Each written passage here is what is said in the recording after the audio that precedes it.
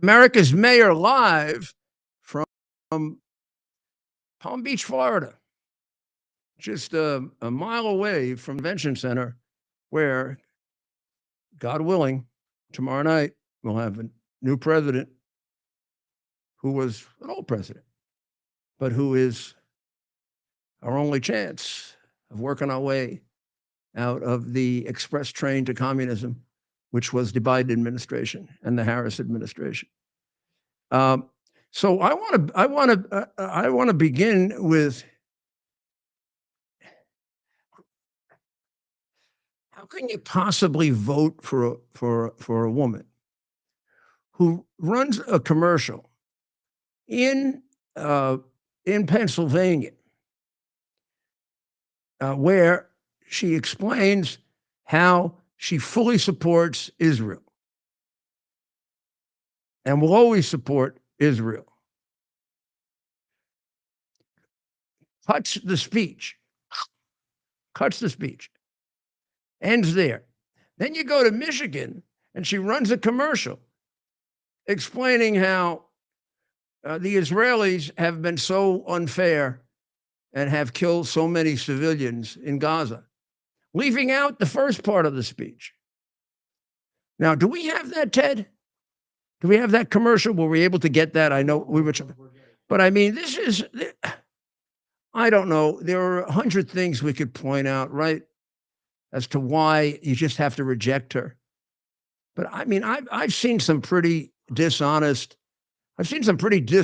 things in politics. But this is disgusting. In Pennsylvania, she runs an ad for support of Israel. In that speech, when she supported Israel, she qualified that support by saying Israel, oh, it was terrible that they were attacked, but they have to follow her rules in responding, and they are killing innocent people. So she leaves that part out of Pennsylvania, where there's a 400,000 Jewish vote. In Michigan, where she's sold her soul for the vote in Dearborn, she sold out Israel, and so did Biden before her. They basically stabbed Israel in the back for, I don't know, it's about 400,000 Arabs there. Bad move. So ended up backfiring. So there she runs, just to make it clear that we're not making this up, she runs an ad, and she cuts off that first part of the speech. Do you realize how dishonest they are and how absolutely vile?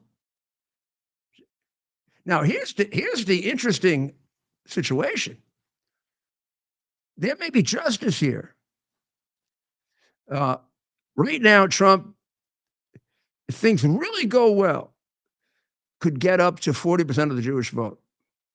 And if you consider that some of the bigger Democrat Jewish vote will be in New York and California, which don't matter, and you take that out and you look at, let's call it the swing state Jewish vote, I bet he gets 50% of that, particularly like in Pennsylvania, where, I mean, every one of the states that I'm looking at them right now, every one of the states that matters, well, not everyone, Nevada, Arizona would not have a big Jewish vote. Georgia has not a large, but a very, very strong Jewish community. North Carolina, probably not. Pennsylvania, yes. Would you say, Ted, that Michigan has as many Jewish voters as Muslim voters? So that's an interesting question. I mean, probably most likely not, right? Most likely not. But there is a Jewish population. I'm very familiar with them. I would say well over 100,000 Jews in Michigan. Well over 100,000. Of the Arab population. Yeah, at least. And not just that, but of course, folks that may not be Jewish but stand strong with Israel. Right? There's a contingent of Christians in and around Detroit. That's a very interesting part of this. By selling out Israel in order to get the 400,000 But isn't Islamic or whatever she wants to call it. Now, first of all, they're not all Islamic. Exactly. Bingo. There's a big portion now. This I learned by going there with Ted. Yeah. But I've met an awful lot of Chaldean Christians, Coptic Christians, Chaldeans, Lebanese Christians. Now, these people, I don't know if they favor Israel, but they certainly are very opposed to the Islamic extremist movement because they were killed. Their relatives were killed by them. That's right. Remember, if you are an Islamic extremist, let's call it that, all right? I mean, actually, if you read certain portions of the Quran literally, right, and you might Jews and Christians are the same. So, but also I think she's turned off the Islamic vote in Michigan by pandering to them so much. I mean, these are all, from what I can tell, pretty well-educated people. And it's so obvious that she's selling out that it's unpleasant. It's distasteful. So she may get a big surprise. Let's hope that's the case. But I don't know what the Trump campaign has done about this. But it would seem to me I'd put some money into running the rest of the ad in both places. In other words, in Michigan, I'd let him see all the pro-Israeli things she said, and left out of the ad in which she supported, Gaza. And then on the other hand, in Pennsylvania, I particularly in Pennsylvania, I'd play all that pro-Gaza stuff she did for the 400,000 Jewish vote. So you may end up with Trump getting that vote, or more likely staying home. I think that's what's going to happen to her. So let's see if there's justice left somewhere. I thought that Kenneth, I kept this article from Friday. I didn't have a chance to review it with you on Friday, but I thought that Kenneth Kashigian in the Wall Street Journal, a very tight article, gave the 3 reasons why Harris will lose. First, a historic Democratic voting bloc will desert her in margins that haven't been anticipated. He says that she suffers from a stature gap that $1 billion of advertising can't change. And even if they don't mark their ballot for Donald Trump, they just can't vote for her. That she just doesn't stand up to FDR, Truman, Kennedy, Johnson, Humphrey. We shouldn't stand up to anybody. Biden, maybe. And he points out that she's had nearly 4 years to raise her stature to the stature where you would accept her as a president, and all she's done is convince you that she can't be. I mean, she was given one thing. They can do all the lying they want about it, but right at the very beginning, he said she was going to. He gave her a portfolio. I mean, most vice presidents are given like a thing, like Bush was given anti-drugs to work on. And that's how I got to know President Bush so well. First President Bush. Ronald Reagan said, okay, you handle that. And he did a really great job, which helped him win the presidency. She was given a thing to do. She was a disaster, the worst in history. We can almost say we're not a country anymore. But we don't know who's here. There are possibly 20 million people who we don't know who the hell they are. We don't know what they believe in. And the Democrats do everything they can to let them vote. Why would you go to court and defend the right of illegals to vote if you're not cheating? Why would you get a law passed in California making it illegal to ask for identification if you weren't cheating? But how crazy is that? First of all, you should require identification. When they say, you're depriving people of the right to vote, every time you let an illegal vote, you're canceling out a legal vote. And you end up with as many illegal votes as legal votes, you've canceled out America, right? Or even close to that. The second reason is that she was unprepared for national politics. And I mean, that is painfully obvious with the fact that she still hasn't had like a major press conference. You know, one of those with all the crazy. You got to learn how to calm down. Like, I would say, okay, calm down. Who would like to go first? Okay, how about we do it this way? You yell the least, so you can go first. I haven't seen her done one of those. She's done friendly interviews that she has fouled up more than half of them. I mean, ridiculous things like, is there anything that you would do differently than Biden? Well, I can't think of anything. I thought the more important part of that sentence was, I can't think. She just stopped right there. But I mean, these are like Hannity interviewing Trump constantly, right? Has Trump ever really made any mistake with Hannity? And no.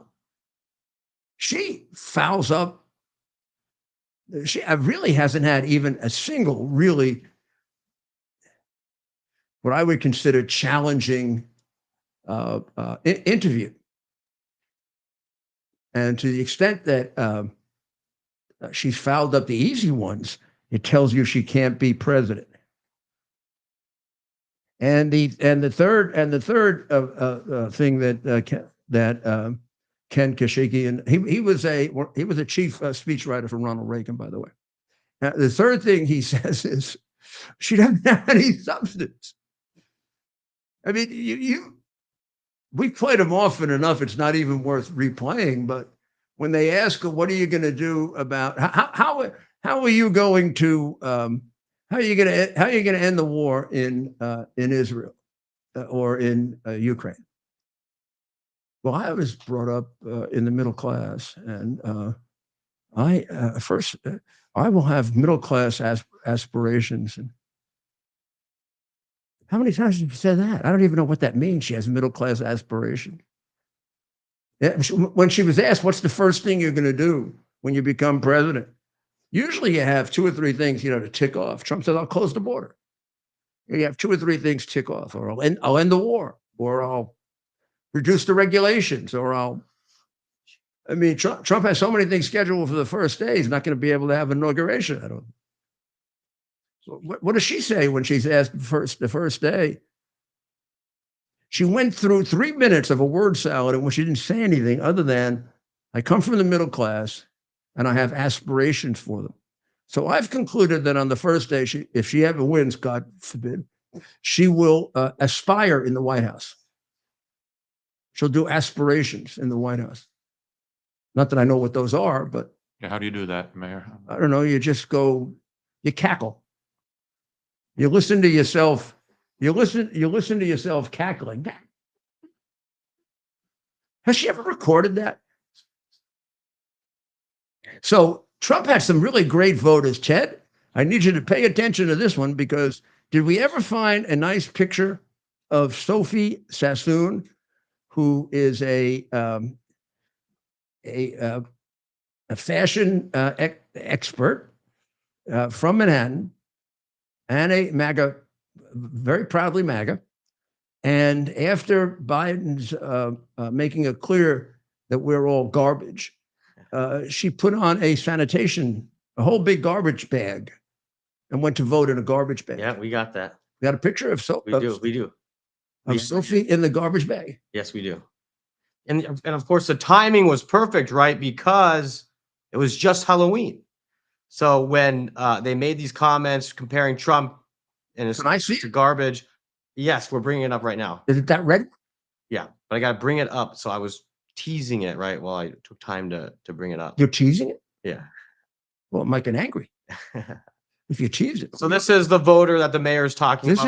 This is Sophie Sassoon, a former fashion industry worker, and she has a red Hermes belt accompanied by a red Chanel bag and red Louboutins.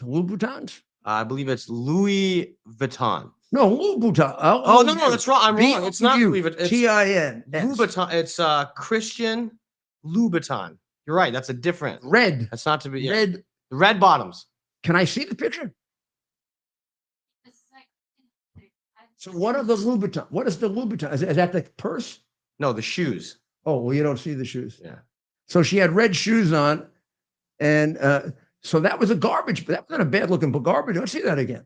That wasn't a bad looking garbage bag. Oh, thank you very much, Sophie. You added a little humor to the whole thing, like the joy that we were supposed to be getting. Some joy here at the end. Hitler, garbage. And that's me. Elon is gay in a nasty way, but he's not. He's not. Please, they're going to quote me as saying that Elon is gay. That's what Tampon Tim. Weird. We found out you can get in the men's boys' rooms in high schools. You can get Tampax. Tampax is the. It wasn't Guardian or Commander. I thought it was either one of those two products. Yeah. But it was Tampax. Tim Walz, the famed football coach from Minnesota. He ran back to pick six. He ran he ran AOC. He was complimenting AOC for running a mean pick six. A mean pick six, yeah. So now the other one was, of course, Rob's favorite state, New Jersey. In Rob's favorite state, a very fine and very tough New Jersey people are tough because they all come from New York. I bet she does. I'm going to make a bet that that this lady came from New York. Now, I don't know if they identified her here. An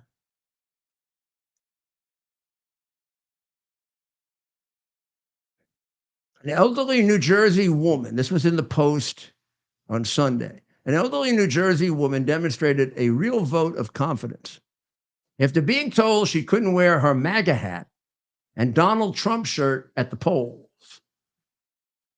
The white-haired woman tore off her top, swung it like a lasso, and voted in her bra.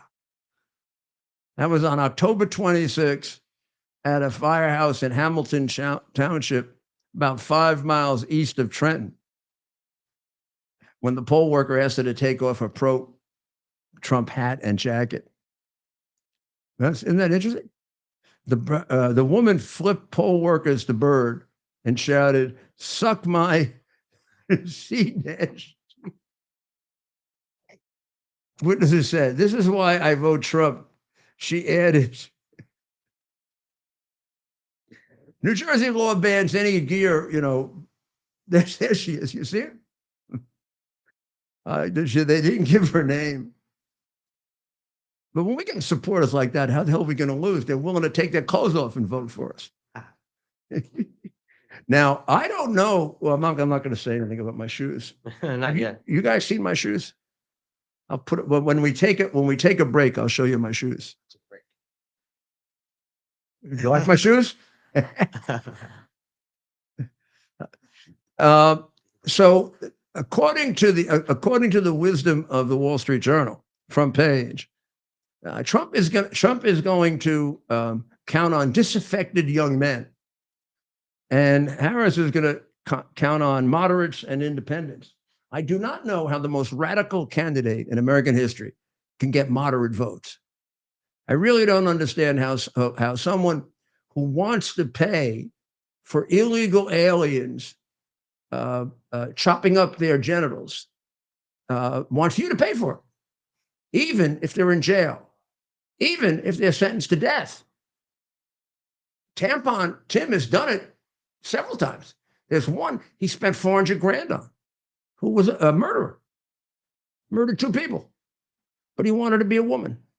He decided he wanted to be a woman, maybe because the women's jail is a lot better.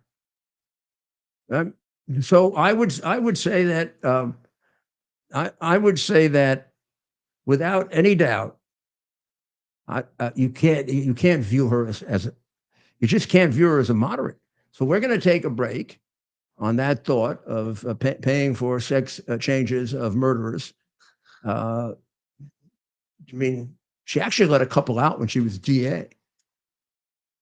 Yeah, this is a woman of no accomplishment. You can honestly, securely say she was selected based on racism. She was selected because Joe Biden limited his choice to a woman who was black. That's it. According to every known analysis of racism, including that of Martin Luther King Jr., a selection based purely on race is racism. You cut out 92% of the population from consideration. So that's the only reason she has the job. So that's why I think her campaign is falling apart. Well, we'll be right back. We're having the biggest sale ever on overstock clearance and brand new products. For example, save 60% on our Goose Down comforters, the best comforters ever. They go perfectly with our MyPillow bed sheets and duvet covers. Save 25% on our brand new kitchen towels. They're made with the same technology as our famous My Towels. Our initial quantities are extremely low, so get them now before they go. Our seasonal flannel sheets are finally in. You save up to 50% and they sell out fast every year, so order now. They're truly the best flannel sheets you'll ever sleep on. Or save up to 80% on all our clearance items. And this is where it gets even better. For a limited time, your entire order ships absolutely free. So go to mypillow.com or call the number on your screen. Use that promo code to get deep discounts on all MyPillow products. And for a limited time, your order ships Here we are, pretty much at the beginning of the process here at this pristine, I call it a laboratory. It's not like a factory, it's like a hospital. This is the beginning of the process for roasting. Deep grain, very good quality. Most people don't use this quality. We deal with small farmers because they like to know who we're dealing with. They give us the highest quality, all organic, non-GMO. You should know all Arabica beans, no Robusto, all Arabica. They're gonna go into the roaster and it'll get roasted for about 20 minutes or so.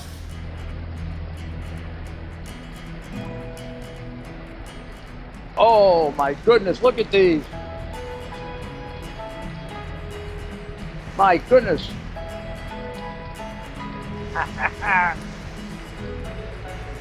You're going to want to specially order these.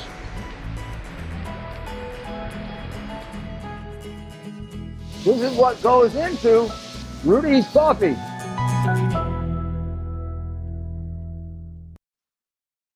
I want Rudy's coffee. Oh, I'm sorry. That I get paid for. This one is completely, I don't. But he did give me this shoe. I have two of them. I have a black one and I have a red one. I wore the black one to vote. And but nobody noticed it, so I guess it was okay. But here it is.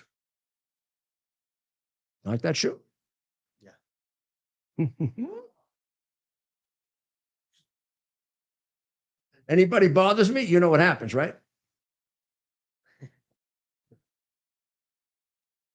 I'm sorry, I'm not getting beaten up like that guy in Steuben County, New York, who got beaten up by a vicious Democrat who was made that much more incendiary.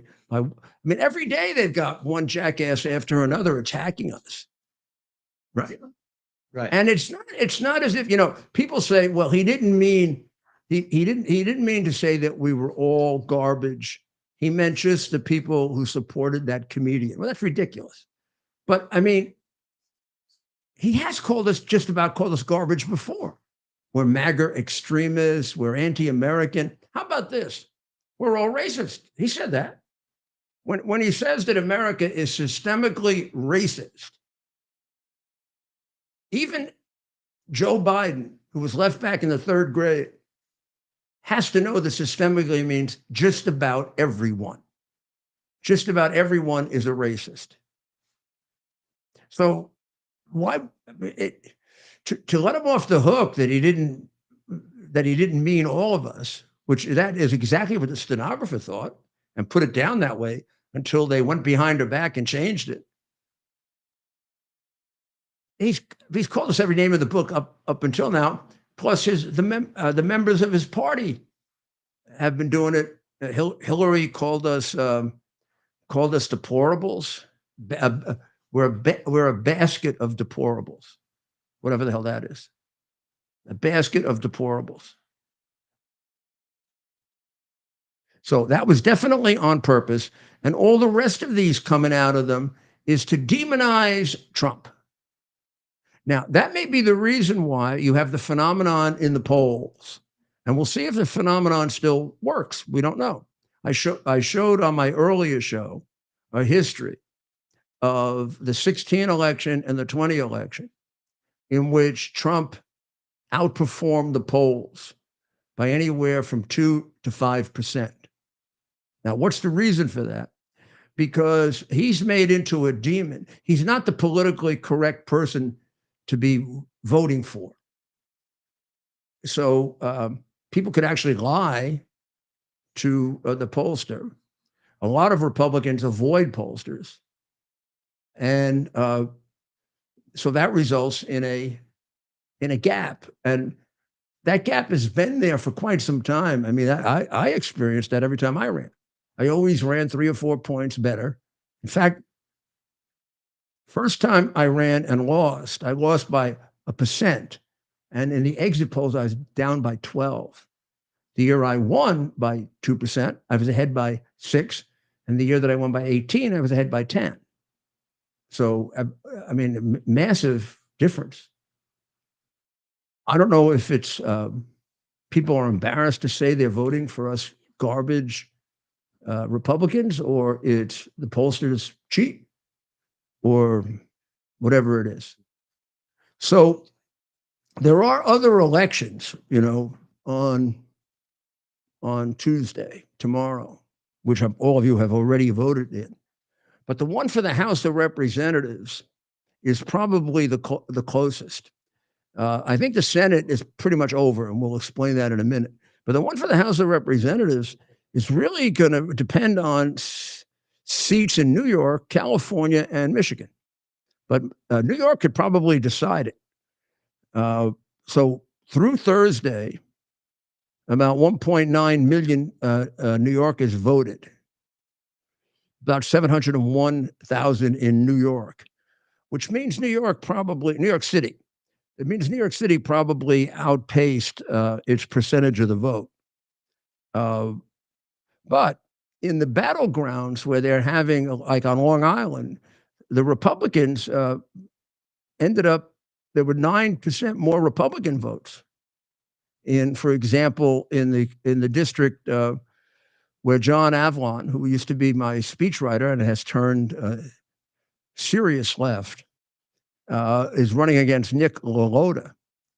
So I would think LaLota is going to hold on to that seat. That's one of the 6 or 7, I guess, in New York, where we've got to probably take 4 of them to hold on to the House. Then you've got, but so that one looks like we're going to hold on to it without too much trouble.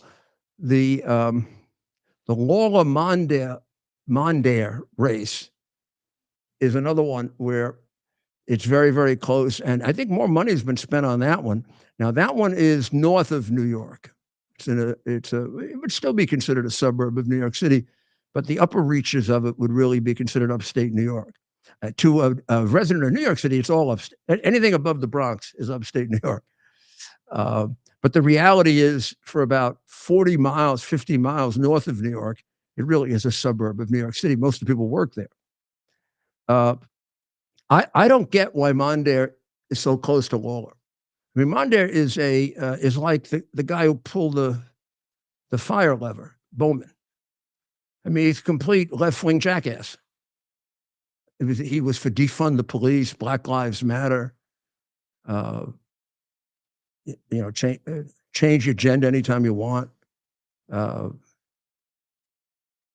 get the kids away from the parents and make sure that the state makes the decisions for them. Now he's changed a bit, tried to make himself sound moderate, but it's all there. It's all there on the record.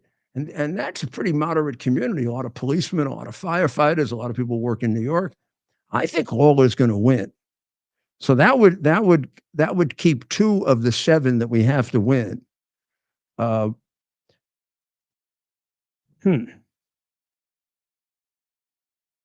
others,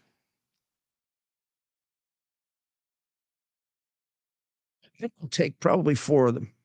I think we'll keep 4 of them. There's the attempt to get Anthony Esposito's seat also.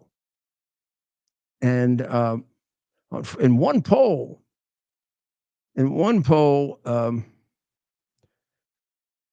Gillen had a 12-point lead. Every other one, they're tied. So I don't know. Suozzi, who is an incumbent in the sense that he won in a special election, is having a tougher time with the race than people thought. I think Suozzi will hold on to it in the 3rd congressional district. Michael Petrie is running against him, who's an assemblyman. And it's about a 2 or 3 point race. But I mean, the Suozzi name is, 80 years old in that district. His father was a state court of appeals judge, which is our Supreme Court. And he was the town executive. I think he was the county executive. He was in Congress before.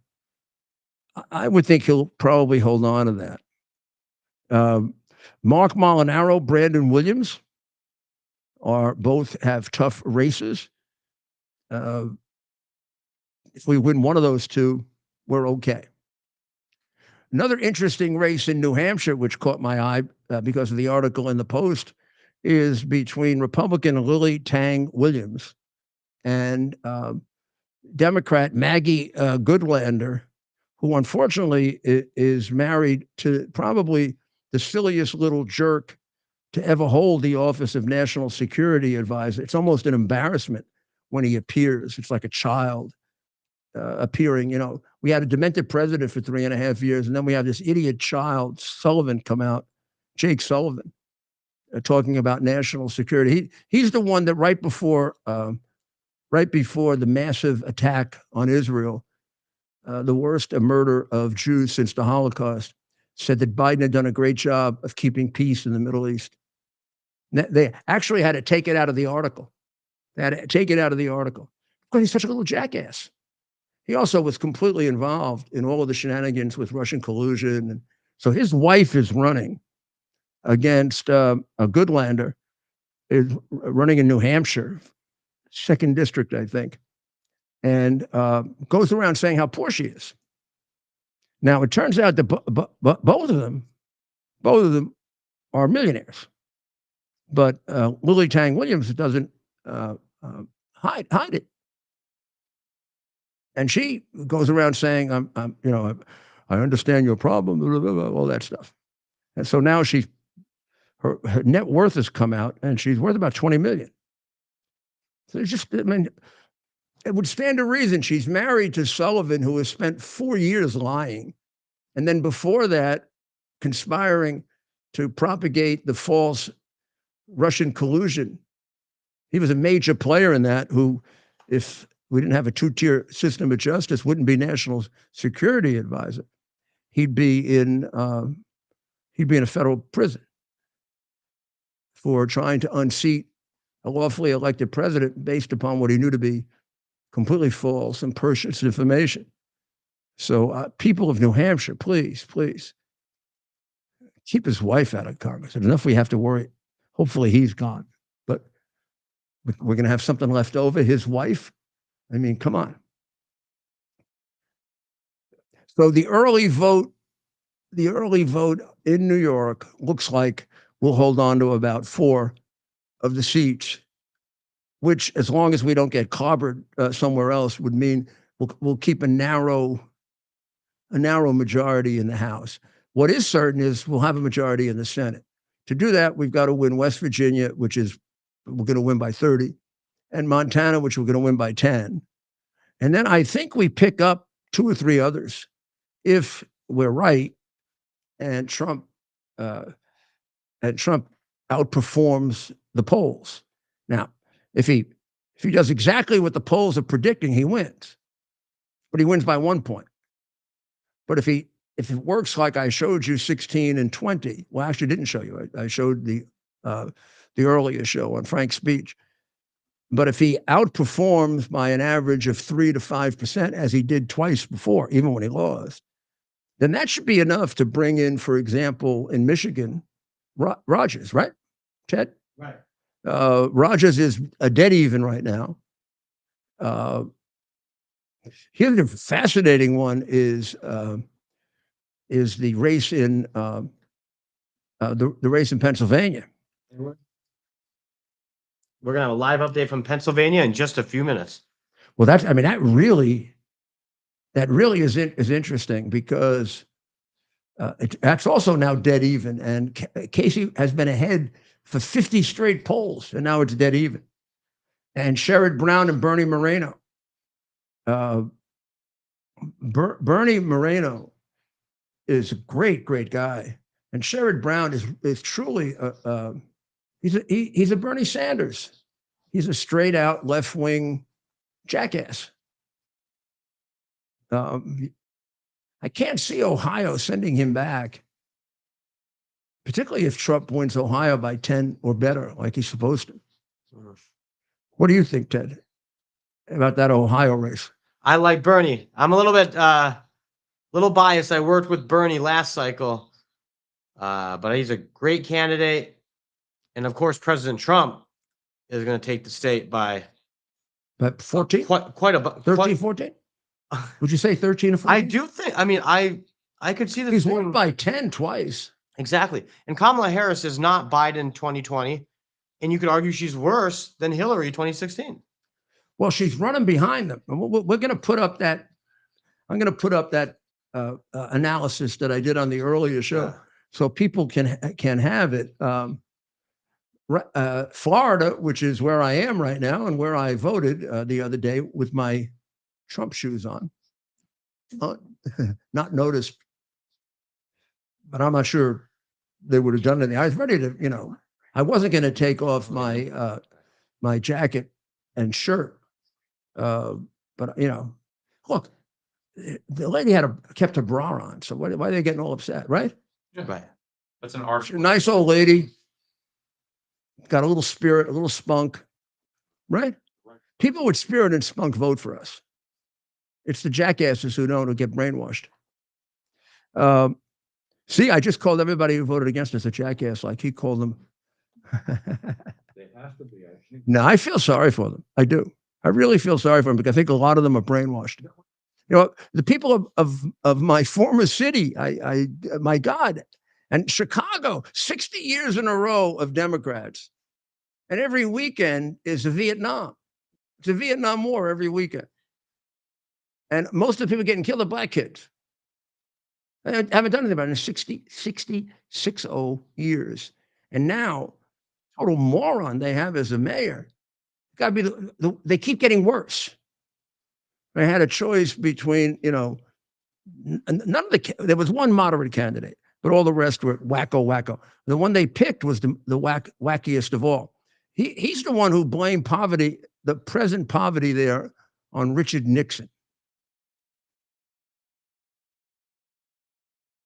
That's right. Could be all the stealing that he and his friends do with the money that's supposed to go to the poor people.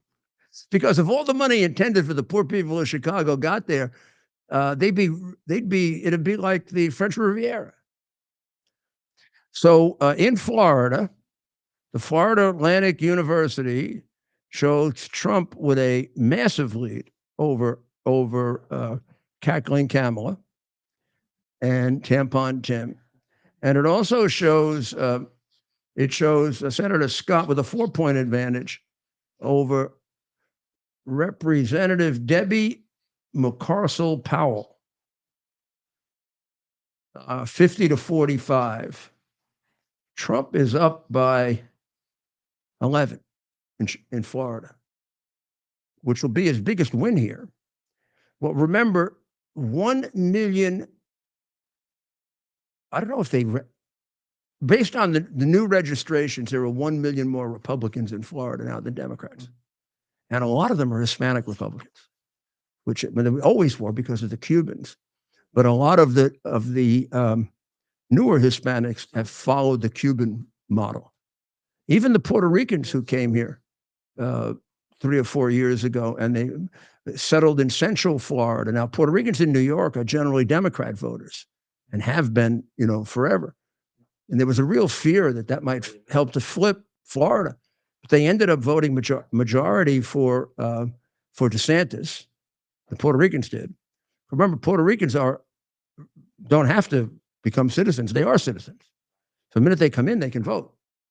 So there was a real fear because there was like a big, big migration to the Orlando area in 17. So 18, the election. Well, DeSantis won a majority of them, which shows that they're following sort of the Hispanic model in Florida as opposed to the one in New York.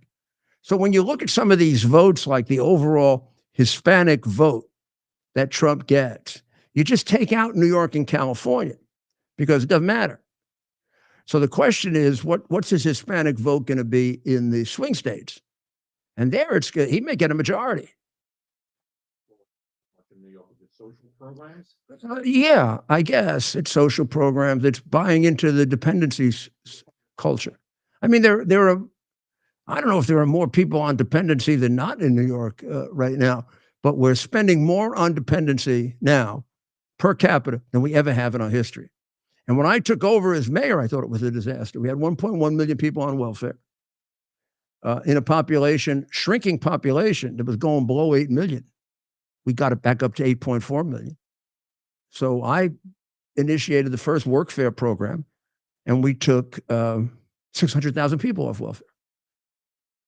But they did away with work. So if you follow her recommendations to the extent you can follow them, right? It's very hard to follow what she wants to do. She would probably increase by 10 to 15% the number of people who are dependent. And the amount that they throw in some of these states makes it not worth it to work, which is crazy because they're going to destroy these people. They're going to make them into modern day slaves. That's what they want. The governor's race in New Hampshire is the Senate race. The Senate race is, you can say 51-49. And then I bet out of the 4 or 5, I bet we pick up 2 of them, at least 2 of them. And I think Bernie will be one of them. Bernie Moreno, I think, will be one of them. That's right. Mayor, do we want to come in with our first? Sure, I've been anxiously awaiting. I've been filibustering, which she wants to do away with. So this is a longtime friend of the show. We've had her on. It's actually been a while since she's been on.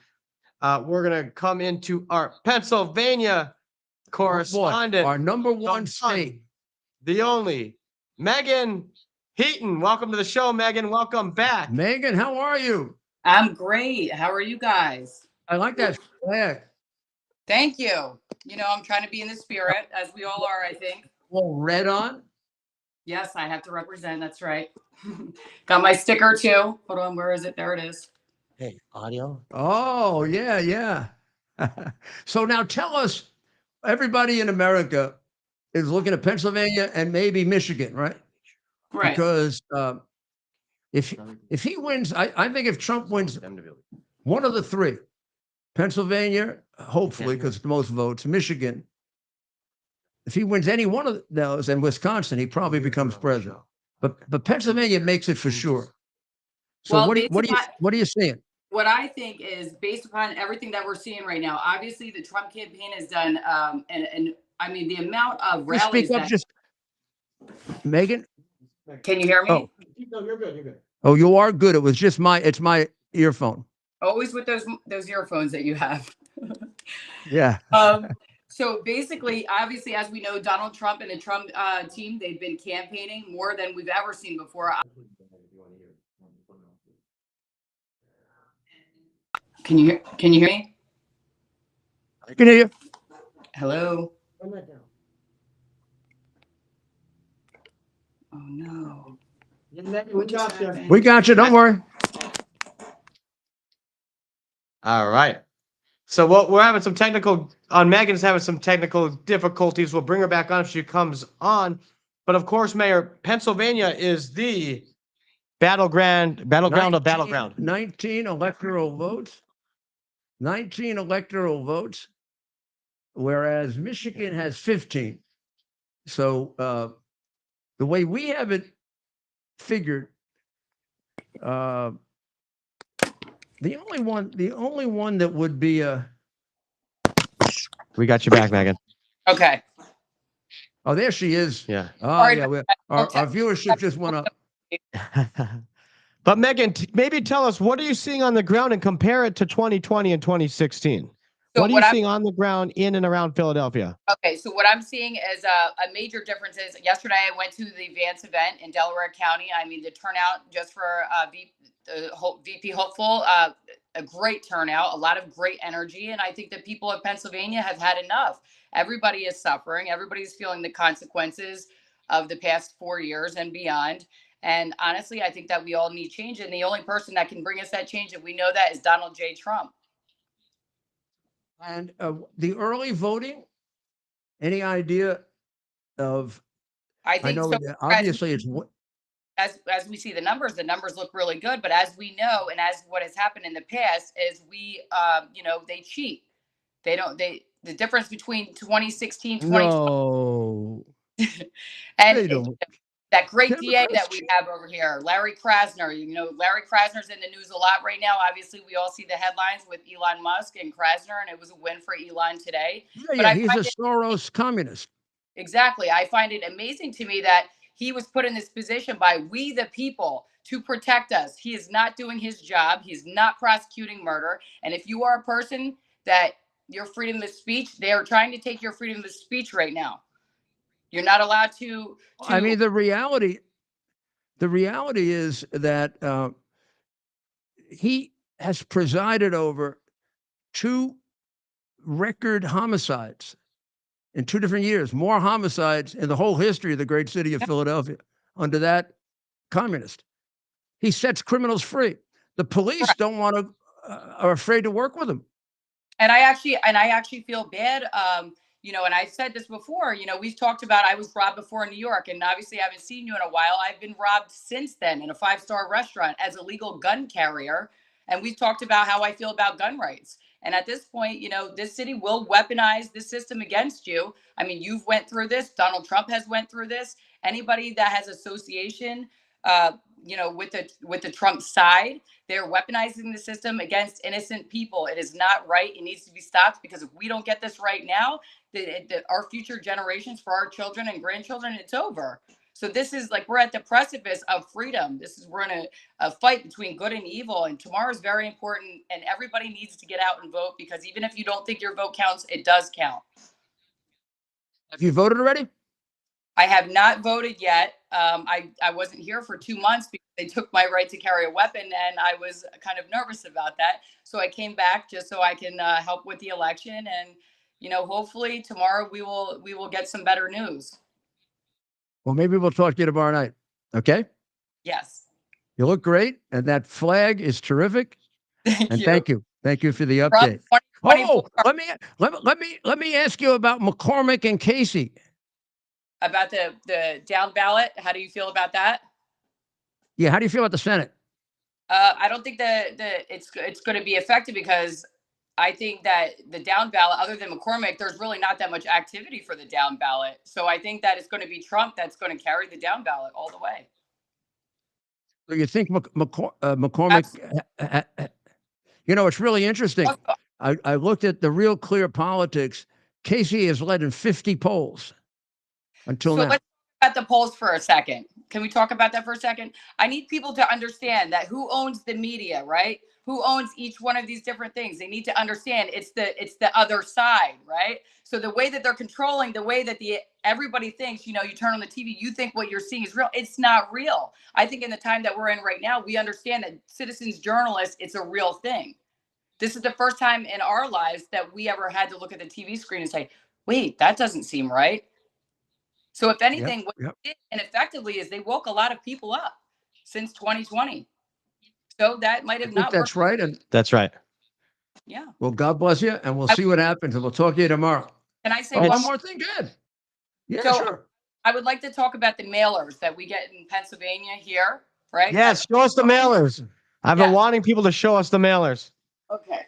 So just to give you guys Let's take a look. all of these, there's probably 30 of them here, right? Trump. The two that are pro Kamala. If elected president, Donald Trump wants a 20% tariff on goods. 20% tariff. Aren't we already paying that right now with inflation? Tariffs doesn't It doesn't affect translate into. just a play on It words. depends. I'm trying to say. It depends on what the reaction to the tariff is. Right. You know what affects something like a tax is inflation, which is which they did. I mean, basically, people's money is worth about 28% less than it was 4 years ago. Show us the stacks of mailers, Megan. Show us the stack of Democrat mailers as opposed to Republican. So this one is for Kamala. This campaign is about who we fight for. We believe in a future where everyone doesn't just get by, but gets ahead. Well, then Are you getting? what has she been doing? Because she Are hasn't you been- getting? Yeah, you're right, Megan. Are you getting a lot of mailers? Sorry, we have a lot of calls to get through tonight. I have a lot of mailers. How Look, long is that? How This many is- days worth of mailers? This is all Trump, by the way. This is probably, I would say 40 days. So you got about almost a piece a day. Seems like it's rather useless after a while. A lot of wasted. Yeah, I agree with you. Well, Yeah, yeah. some vendor out there is making a pretty penny off Have of a those fun things. system. I want Well, to just, thank you, Meg. I want to Megan, just we got to run. one more thing. We got to run. Elon Musk have a common enemy right now. So what I want to know, since Elon's PAC is fighting for your First and Second Amendment rights, I would just like to know if Elon would help me fight for my First and Second Amendment rights right now. There you go, Megan. And we'll stay in touch We'll find and out. keep us posted on all things Pennsylvania. Thank you, Megan. Praying And for- now, Mayor, we're going to go south a little to our friend, Big Bruce Lavelle. Oh, So we boy. got Bruce. Awesome. He's got his hat on. You got a new one. You could say that. Got a new MAGA hat on. Yeah. So give us an update on what's happening So in what's Georgia. happening in good old? We were just talking about Pennsylvania. We were just talking to one of our people in Pennsylvania. Yeah. But so what do you think about Georgia? Well, I know there's a lot of enthusiasm, and I know the Georgians look back at what happened in 2020, Rudy. They were shut down. We were overwhelmed with, quote, mail-in ballots. We know at that time, Zuckerberg, where he invested his 400+ million and was able to put go into a third-party contractual agreement with they signed off on and allowing these ballot boxes in Fulton, DeKalb, and Clayton and Gwinnett. And, those are the largest urban Democrat districts that we have in the state of Georgia. Right. We know that did away with the new election law, but they did allow the drop box to be inside the precinct. That's the only, I don't know why they needed that. I wish they just did away with that, but that's just my opinion. But in light of that, record early voting turnout. I know last Sunday we had 164,000, Republicans that early voted, and then Sunday we had 64,000. So we did have 250,000 in one particular weekend, and it broke the record in the history of the state of Georgia. So I guess where I'm going with this, to answer your question, all your viewers, am I a little more optimistic? Yes, obviously from 2020. And we knew that we were going to have to overwhelm them tremendously and just flood the voting as much as we can. And because a lot of us are still a little perplexed into why we have these particular stupid mail-in ballots. I grew up as a military kid, Fort Hood, traveled the world, and that was designed for my dad being away and when he was in Vietnam twice, and my uncles, and if you were incapacitated and you took your butt to the polls. As a matter of fact, we had to dress up as a youngster to go vote that day. That was dress up day, just like going to church. So Yeah. you remember that. I know Ted doesn't remember that or wasn't around, but No. yeah, that was the thing back then. So, listen, I know wishful thinking on that. Maybe it will come. I was the only one at the polling place with a tie on. Yep. Yeah. I can't go vote without putting my tie on. Oh yeah, man. It was like, well, but it's interesting you say that because now, I have a little more rich civil rights history as it relates to that. And, my uncle had a church in 2nd Avenue Church in Decatur. He marched along and worked with A.D. King, which is Alveda King's daddy. So on my dad's side. So historically, the movement, if you use, was a way to fight back the, quote, real voter suppression and intimidation to get to the polls, to get to the ballots. That's what it was designed for. And I never thought, Rudy, that we'd be fighting the same thing in 2024 with something similar to what they used back in those days, as we call it, the real voter suppression. And it's going on right now. Yep. It's terrible. And you know what? And the reason why I said you take a guy who looks like me, and if you think about voting for President Trump, and you remember Rudy back in 2016. I mean, I like to say that a lot of us early guys laid on the sword and made it easier for some of the other young black conservatives to come out, which I knew that was going to happen. And I remember Pastor Darrell and I said, has it gotten easier, Bruce? It's gotten a little better. Do we have a long way to go? Yeah. Absolutely, yes. And I think that's what motivated me. And I mean, it was hostile. I mean, hate mail and people visiting your office and flipping you off, and until they found out how big I was. They see me on TV a lot. They see me in person, like, aren't you that guy on CNN? Oh, I didn't know you were 6'4", 250. Yeah, yeah, and a right to carry state too, brother. You might want to, fix yourself when you're talking to me a little bit on aisle 5 at the Kroger grocery store. That's a true story, by the way. So I had to flex like that. But yeah, do we have a long way to go? Absolutely, a long, long way to go. They're still weaponizing their mob. If you're a black business, especially, or someone that comes out, they'll threaten to shut you down. They'll throw a brick at you. That still happens. Has it gotten a little bit better? Yes. And that's how they've always controlled, especially the black voter base and a lot of others, if you dare disagree or do something different. And that's why President Trump said, what the hell do you have to lose? Look at your roads, look at your city, look what you've been going through for many as 40, 50, 60 years. Give us a chance, vote for us. So, it's a long way to go, though. Well, I think there'll be a big step tomorrow. I think you're going to see it. I always want to look at that vote taking New York and Illinois and California out, because Hispanic, black there will still vote disproportionately Democrat, because the Democrats control them. Yep. It's like a dictatorship. Yep. But if you look at the swing states, the black vote, the Hispanic vote, I bet he's going to do historic numbers. Yeah. Well, interesting enough, I think California, and I'm glad you brought that up, because, we were at Madison Square Garden. And by the way, great speech that night. Thank you. It was well done. And I think that it built even more courage. As I said earlier in the segment, I think more and more people of different cultures, especially in black culture and Latino culture, are becoming more courageous, because, it's like the Bible says, there's strength in numbers, there's safety in multitudes. And so they're starting to see, and that's why I love those coalitions that we built back in 2016. We were trying to create this, if you want to use this term, safe space to bring all these different Arab Americans. We had Muslim Americans for Trump. We had Haitian Americans for Trump. We had this huge apparatus in 2015. And I like to say we opened the doors for a lot of these folks that say, hey, come on this great big America First tent. And we had to lay on the sword, Rudy. We had to lay on a many swords. Yeah. In order to open those doors. So I remember way back. Gosh, when Colin Powell was, they were talking about him running for president. Yeah. I was a good friend of Colin's. Yeah. And I supported him. I was mayor then. And I was shocked to see how little of the black vote that he got in the polls that were taken. Because I thought, it would be historic. He would have been the best black president. But they just counted him because he was a Republican. Well, not only that, how you can discount Colin Powell was pretty hard. I mean, yeah. Well, his wife is a little fragile too, because then you're just like Herman Cain's wife. I knew Herman Cain's wife, and very fragile. And that's why it takes a team to run for this stuff. You can't just run out there without the team. No, I know that. I know that for sure. I mean, I ran for president. Was. Right.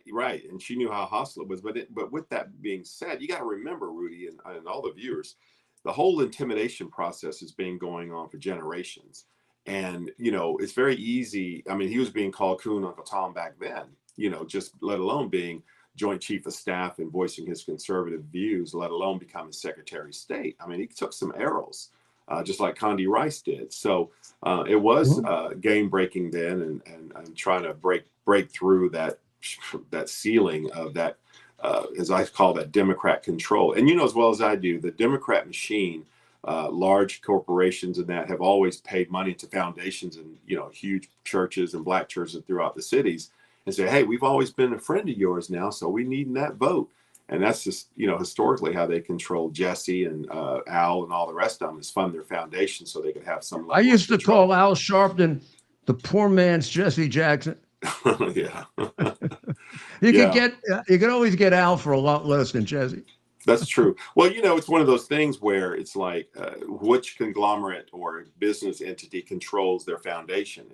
And if 80+% of your debt service comes from two bundlers, and they tell you what they want on your messaging, and you look around, have all these employees, and you've created a debt service, who is your loyalty to? And that's what I have to remind everyone, where the real, follow the money. Mayor, you followed money and found people who were dishonest, and it's always been follow the money. But unfortunately, in black culture, it's been inundated through huge corporations. I won't say the names. Have contributed to the United Negro College Fund and various foundations and huge churches in Chicago, LA, Oakland, New York, Atlanta, especially, and says they, every 4 years, we've been partners with you now. We need your support, right, Reverend so-and-so. Oh, and by the way, here's $100,000 for your foundation to help your community. So and it's everybody been going on looks for years. the other way.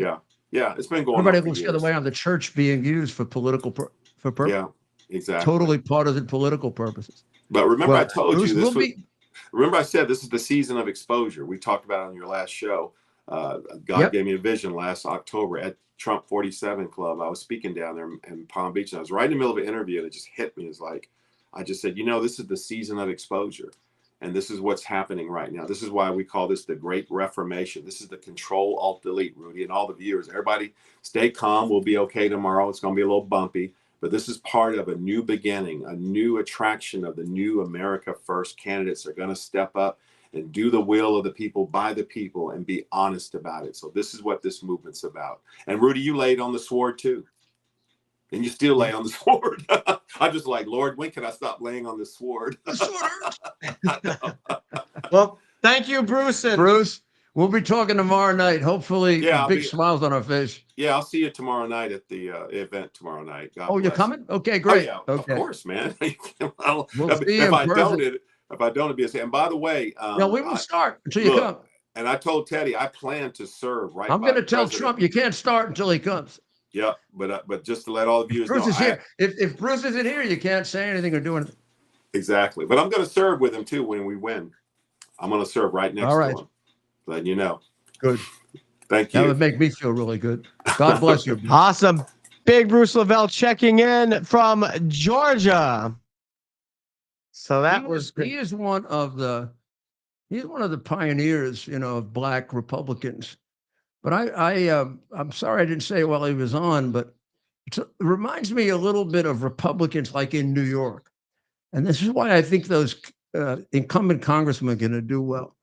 If you're a Republican in New York, you only win on merit because you don't have any kind of institutional support. I mean, they got all the crooked county leaders and all the crooked members of the party and the judges who fix cases for the party.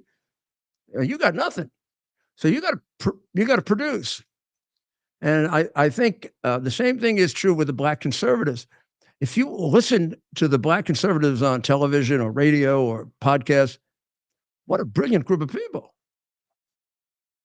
Because to be a Republican, if you're black, is a conscious intellectual choice.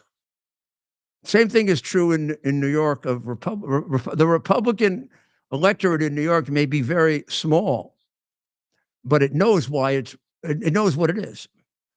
The Democratic electorate is filled with people that have the foggiest idea They don't even know who's running.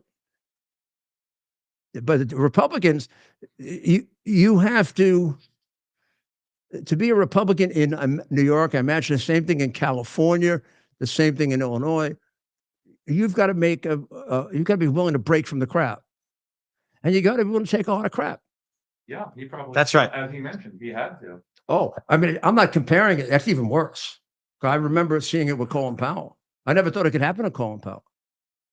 I mean, if just thinking of other ethnic groups, like when John Kennedy ran as the first Catholic, he just mobilized. I mean, he got an awful lot of Catholic Republicans that turned around and voted for him, like my mother. Well, but all of a sudden, he's not getting the black vote. So let's stay on the East Coast. Yeah. We're going to move up the road a little bit, maybe a ways up the road. Is this where the Tobacco Road is, North Carolina? Is that home to Tobacco Road? Maybe we'll ask our next guest. It could be North or South Carolina. I'm not sure. Well, we'll ask our next guest. We're going to check in with Emily Stack in the great state of North Carolina, the Tar Heel state, where we are seeing some real tight numbers. And Emily, correct me if I'm wrong, you're coming to us live from Pinehurst, correct? That's correct. With all the great golf courses. Oh. That we do. So how does it, why is North Carolina so close, or is it so close? It's been historically a kind of a toss-up, but as far as Trump's concerned, we've gone Trump every time Trump has won. So go ahead. You missed that. But in 2016, they went for Trump, and Trump won. In 2020, Biden won North Carolina. Is that right? No. No. It was Trump won both. Yeah. Okay. Trump won by a point or two, right? That's correct. That's and right. The thing is that we're a bit of a toss-up as far as we're close, because historically these past two elections, it has been a governor candidate that was won by a Democrat. So that's kind of why we're a bit of a purple state. What do you think is going to happen now? I think Trump will win North Carolina again. Honestly, we've had record high turnouts for early voting since we've beat the 2020 record, and Republicans have beat the Democrats in the early vote turnout. Is that unusual? That is actually fairly unusual. Normally, Republicans wait till day of. Yeah, I know. I mean, Trump changed the message, which I thought was smart. But we used to encourage people, like it was more patriotic to show up on election day, except they were kicking our backside. I know, but everyone's very excited too. I mean, Trump's come to North Carolina probably more than most of the states, so the energy's been very high. Well, Trump has won it twice in a row when things were tougher. So I think we'll be okay. Now the governor candidate flamed out, huh? Yeah, we're not entirely sure about that one. Does he have a chance? It's not looking the best, honestly, just from the polling. But I mean, everyone's still pushing hard for him because we've got to push all the way down ballot, and that's just been our biggest push. He seemed like a very impressive guy, and I don't know what to make of what they brought up about him. If it's just garbage or real, but it certainly has hurt him, right? Yeah, it's definitely not helped so much. But honestly, I think a lot of the people that are day-to-day voters, they're not even sure what to make of it. They're just like, I've heard there's some bad things, but I don't quite understand it. Only the real political junkies know the main details. So what time do you close your polls? We close at 7:30 at night. Oh, well, that'll be very interesting. It sure will be. Although last time you went down to the wire because it was so close. Yeah, but I mean, I think North Carolina should tell us something at 7:30. I think it'll be an indicator. Yeah. Well, thank you very, very much. It was a great presentation. And hang in there for tomorrow, huh? Yeah, nice you got it. I'll talking. be out all day. Thank you, Emily. And Good what luck. is Good there luck. anything about North Carolina you want the rest of the country to know in terms of voting, what to watch for, any idiosyncrasies? While we got you here, before we let you go, anything specific to North Carolina you want the country to know? No, just be watching, and hopefully we'll have our election sooner than other states. Awesome. Well, thank you, Emily. That's our update from the great state of North Carolina, the Tar Heel state. I believe. That really tells us something we have to pay attention to tomorrow. They reported 7:30. So North Carolina will tell us a lot about what's going to happen, because right now the polls have Trump by about a point or a point and a half. If it's going to be a point or a point and a half, it's going to take all night, right? But if he wins it by 3 or 4 quickly, then I think the rest of it falls into place, Ted. I think you're right. It's the same way I knew that Bush was going to win in 2004, when the exit polls had decided the election for Kerry. And that was, they predicted a 12-point win. I think it was in Connecticut. And Kerry won Connecticut by only 3%. And I said, wow, you start converting that to the places where Bush is behind by 2 or 3%, and he's going to win. And he did. It'll also tell us whether the underpolling of Trump continues. I mean, it did happen in 2016. It happened in 2020. If he still performs better than the polls, North Carolina should tell us that. I need to warn people in my old state of New York to vote against Proposition number 1.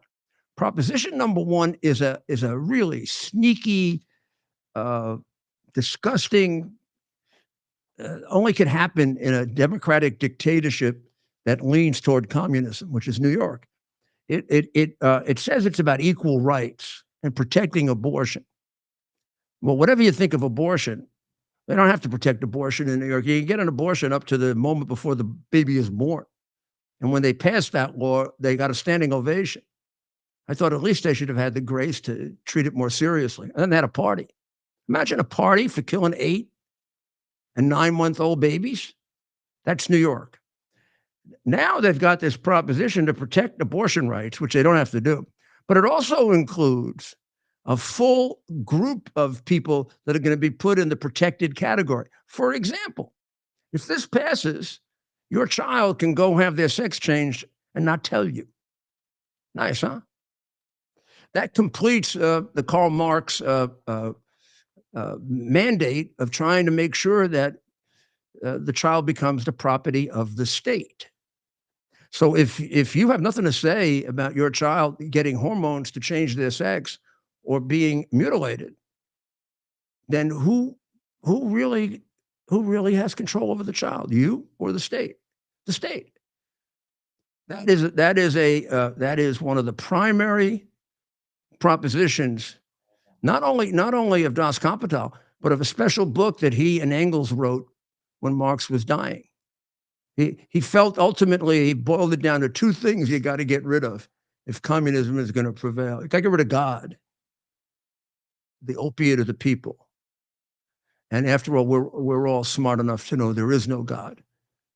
And he equated himself at times with Satan. Nice, right? And then on the other hand, you got to get rid of the parents. Largely, you got to get rid of the parents because communism honestly doesn't work to any intelligent person. You realize it's a con job, which is why it always ends up in massive violence. Always.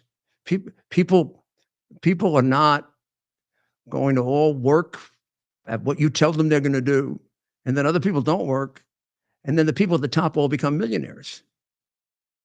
It becomes the same thing as the oligarchs in Russia or Ukraine or a monarchy.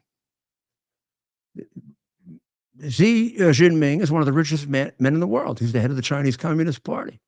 Now, Russia's not communist now, but in some ways it's still, Putin is one of the richest men in the world also. So here in this communist experiment of China, half of them are third world in third world poverty. The rest are low middle class. And then the 100 million members of the party are wealthy to being billionaires. And once people realize it turns to violence. That's where the Democrat Party is going. There are areas in which we're more socialist than some of the communist countries. For example, the amount of money the government controls now, the number of people that are dependent on the government. That increased under Biden by about 20%, the number of people dependent on the government. That's extraordinarily dangerous. This New York Proposition 1, which the New York Post rejects as a Trojan horse, would also mean that boys who put on skirts could participate in women's sports or end up in their locker rooms and do what has happened already, which is rape them. I mean, no way would I let that happen. No way. No, my little Grace, who's two and a half, is not going to go into a ladies' room that a boy can go into. And if I saw the boy going into it, well, then you'd really have to put me in jail. That's what the party is about. That's what Hochul, who says that we're all us Republicans are anti-American. That's what it's about. The other proposition I want to talk to you about is Proposition 3 in Florida, which is really, really dangerous. They want to legalize weed. Well, marijuana has since we started legalizing it, we found out how dangerous it is. And part of it is that it's much more powerful than it used to be by 10 times.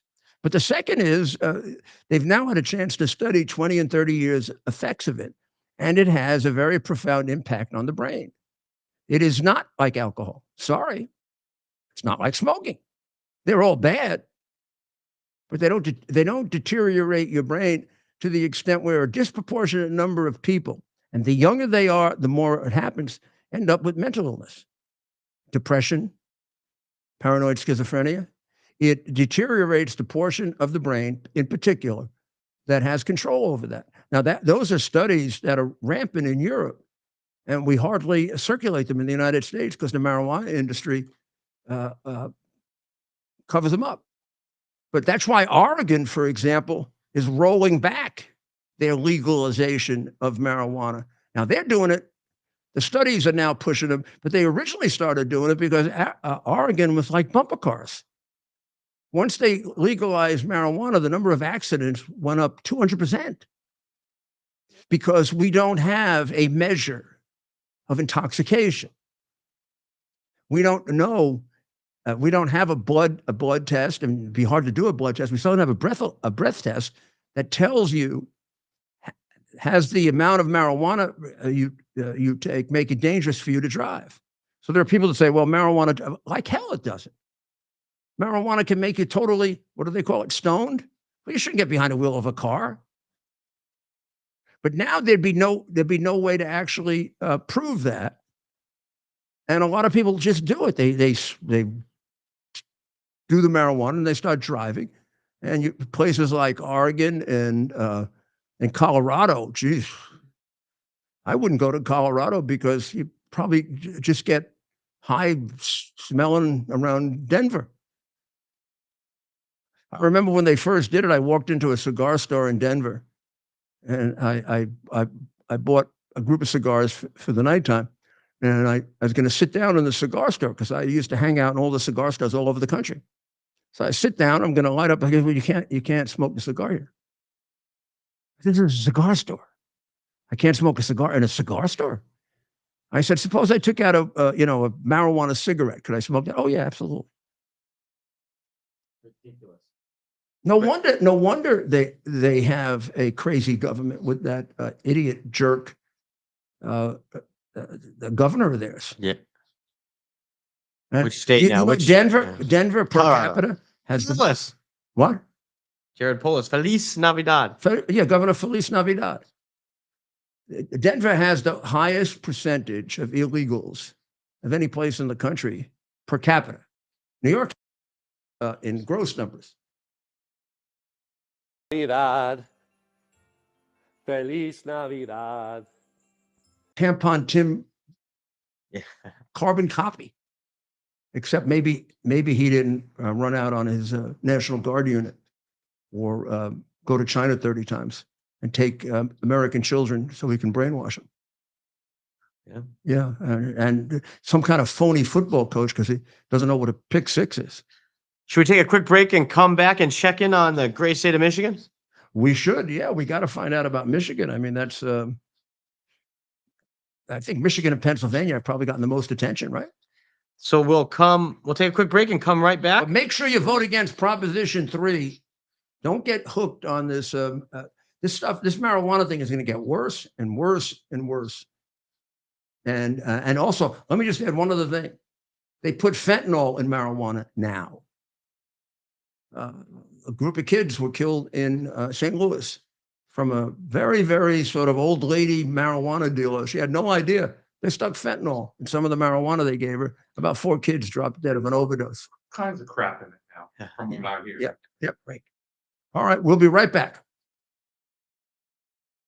We're having the biggest sale ever on overstock clearance and brand new products. For example, save 60% on our Goose Down comforters, the best comforters ever. They go perfectly with our MyPillow bed sheets and duvet covers. Save 25% on our brand new kitchen towels. They're made with the same technology as our famous My Towels. Our initial quantities are extremely low, so get them now before they go. Our seasonal flannel sheets are finally in. You save up to 50% and they sell out fast every year, so order now. They're truly the best flannel sheets you'll ever sleep on. Or save up to 80% on all our clearance items.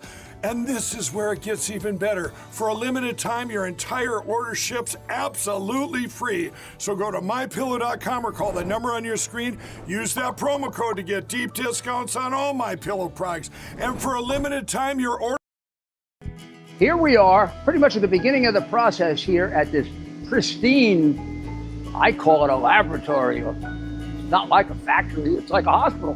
This is the beginning of the process for roasting.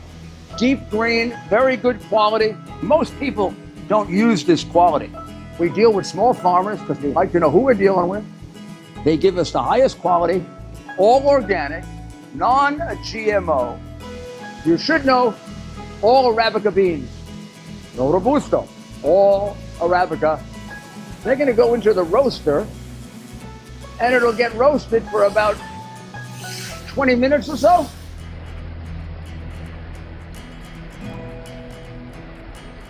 Oh my goodness, look at these. My goodness.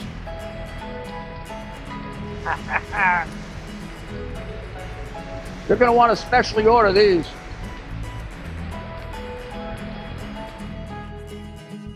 This is what goes into Rudy's coffee.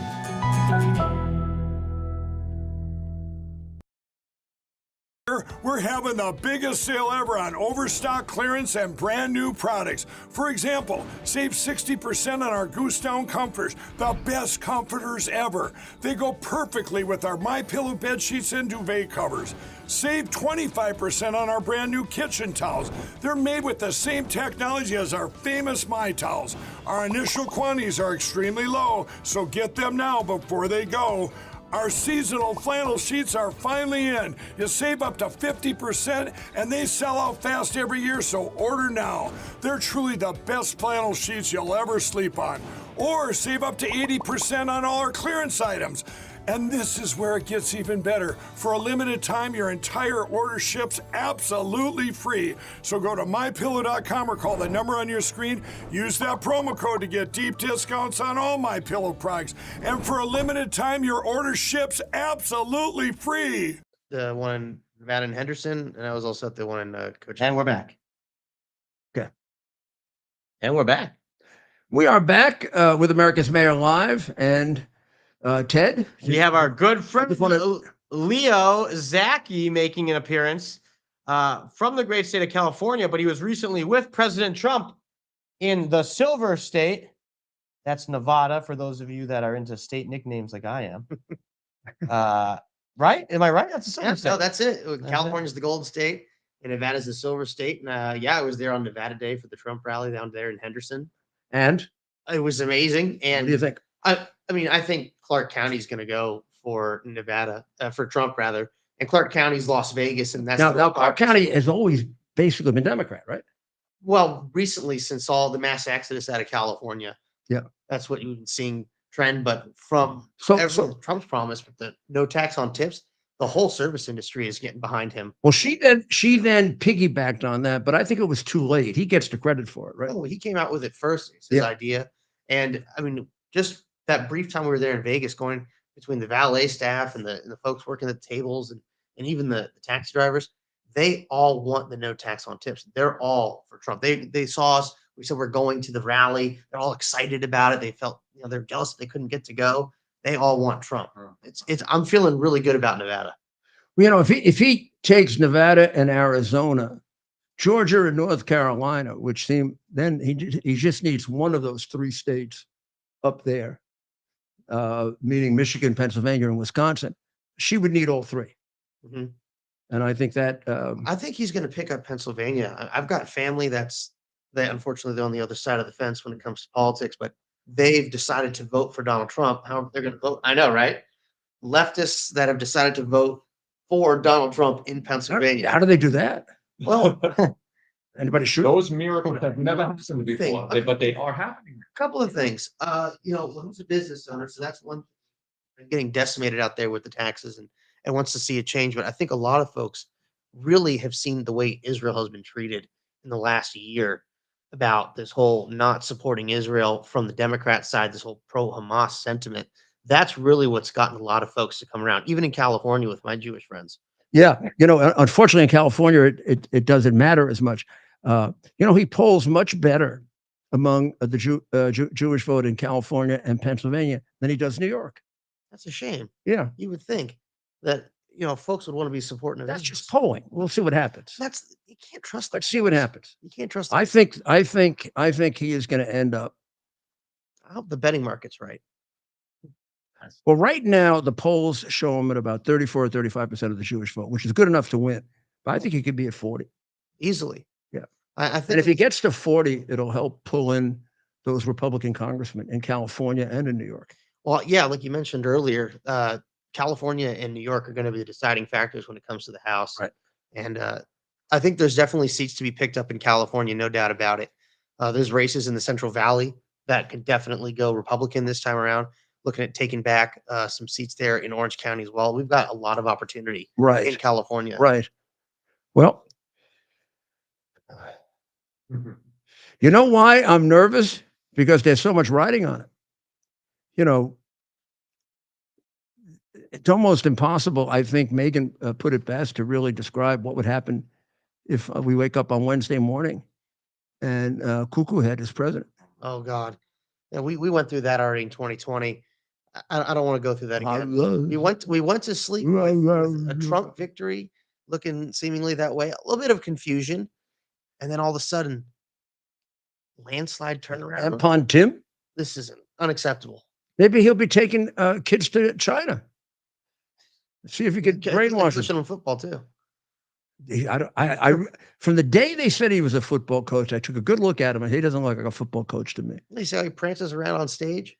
He's not a football. He's probably. And then when he got the pick six all mixed up, I knew for sure. And then when did he have time to be a football coach? He was a teacher. He went to China 30 times. 30 times with his little red book. With his 50 kids that he was brainwashing, right? Getting paid by the red Chinese. Wow. Yeah. He was in the National Guard and he can't load a gun. Yeah. No wonder he didn't go into action. Maybe that's the best thing you could say for him. Maybe the other soldier said, "Why don't you stay home?" I mean, you want to get shot at and the guy's going like this? He's lucky it wasn't another one of those Cheney situations with the shotgun there. Yeah. Well, Cheney's on the other side now. Oh, their establishment. They're not real Republicans.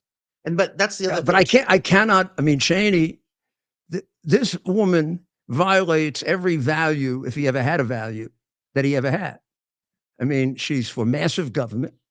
Massive government. I mean, government's already massive. She wants to make it bigger. That's the sine qua non of communism, right? A large, massive, domineering central government. The brilliance of America is that we contain that within separation of powers and the balance between the three branches of government. They want to do away with that. Well, anything to bring in more control. That they only care about power, and we've seen that over the last 4 years. Everything this past administration has done is remove your liberties, remove your rights, and they go after their political adversaries. I mean, you're a prime example of that, Mr. Mayor. I am. I mean, they want me to say that the 2020 election was legitimate. You will say the 2020 election is legitimate, or we will take everything away from you. My answer is go F yourself. That's right. Because it wasn't. And I know it wasn't. And I have the proof. And you tell me, well, the Trump people lost all those cases. And I tell you, you basically very intelligently pick crooked places to fix the vote. Like, you want me to be impressed with the honesty of Philadelphia or Detroit or Fulton County? The guy who was the mayor of Atlanta when I was mayor went to federal prison. And the one after him did. Every other mayor goes to federal prison. Fannie the Hoe admitted on the witness stand that she took campaign funds for personal reason. Nobody even batted an eyelash, even the judge. I mean, if when I was a law clerk, if somebody said that in front of the judge I clerked for, he would have gone crazy. Call the U.S. attorney. Where are the investigations? None. It's rules for thee, not for me. She was asked where, she claims that she didn't use the $1 million she gave to the guy who knew nothing about RICO. He questioned me for 4 hours. I thought he was a complete jackass. I didn't even think he went to law school. But I had no idea that, Well, you're just gonna... when I went to get a fingerprinted and photographed, and I passed all the prisoners, you should see the things they were saying about her. Oh yeah, it was before I knew about it. They were yelling out all kinds of stuff about her, about her background. It's a shame. All these people that they were cheering for me, and then the next day they cheered for Trump. I don't know what to make of that. I never got cheered by prisoners before because I always put them in jail. You did a hell of a job cleaning. They used to spit at me, throw things at me.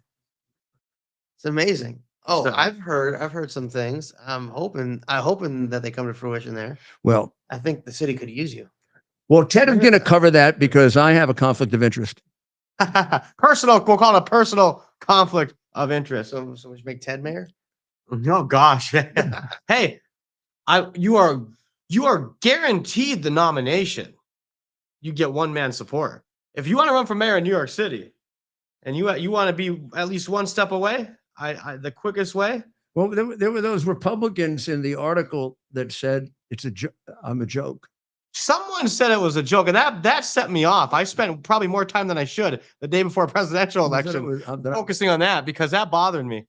Of course, that bothered me. And there were two people mentioned in the article. Right. And I learned a long time ago you can figure out the leaker if they get mentioned in the article. So it's one of the two in the article. I mean, it's real simple. Yeah, you did. You figured that. And I think I'm good at this stuff. I wasn't sure, right? The mayor pointed down 2 paragraphs and Ted, look at those names. Yeah, one of those two guys leaked it. And both of them, one of them, he ran for mayor and he lost 70-30, and I endorsed his opponent. And the other guy wouldn't have won the Republican primary unless I endorsed him. So it's one of the two of them. And people that are thinking about, they're panicking because they're thinking, "Oh my goodness, I best not run if this happens." Well, they better come up with a candidate who can fix the city, because right now the city of New York is well. Let's it's crooked as hell. I mean, Stephen, we're coming to you shortly. All the people in trouble. Look at all the top people. Eric Adams just got indicted. I mean, the school board guy got in trouble. I was just in New York a couple of weeks ago, and the UN was going on. You want the best measure of the corruption in New York? Sure. So the state of Florida has 21 million people. The budget of the city of New York for 8 million people is higher. For the whole city. For the whole city. The state has twice the budget. The state of New York has double the budget of Florida. Double. And it has 3 million less people. It's waste. It's just government. It's government waste. It's the same problem. No, it's a kickback money. Oh yeah. So it's like what Hochul did, for which she wasn't prosecuted, but Adams is being prosecuted for far less than that because he criticized Trump. He criticized Biden. Hochul paid $600 million for COVID tests when COVID was over. And then some enterprising reporter from the Post figured out that in California, they had bought the same test, the same number, for $300 million.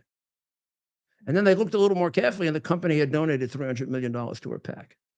So she produced her own campaign contribution. Interesting. With your money and my money. Oh, but that's why New York is twice Florida. The services aren't twice Florida. In fact, they're less.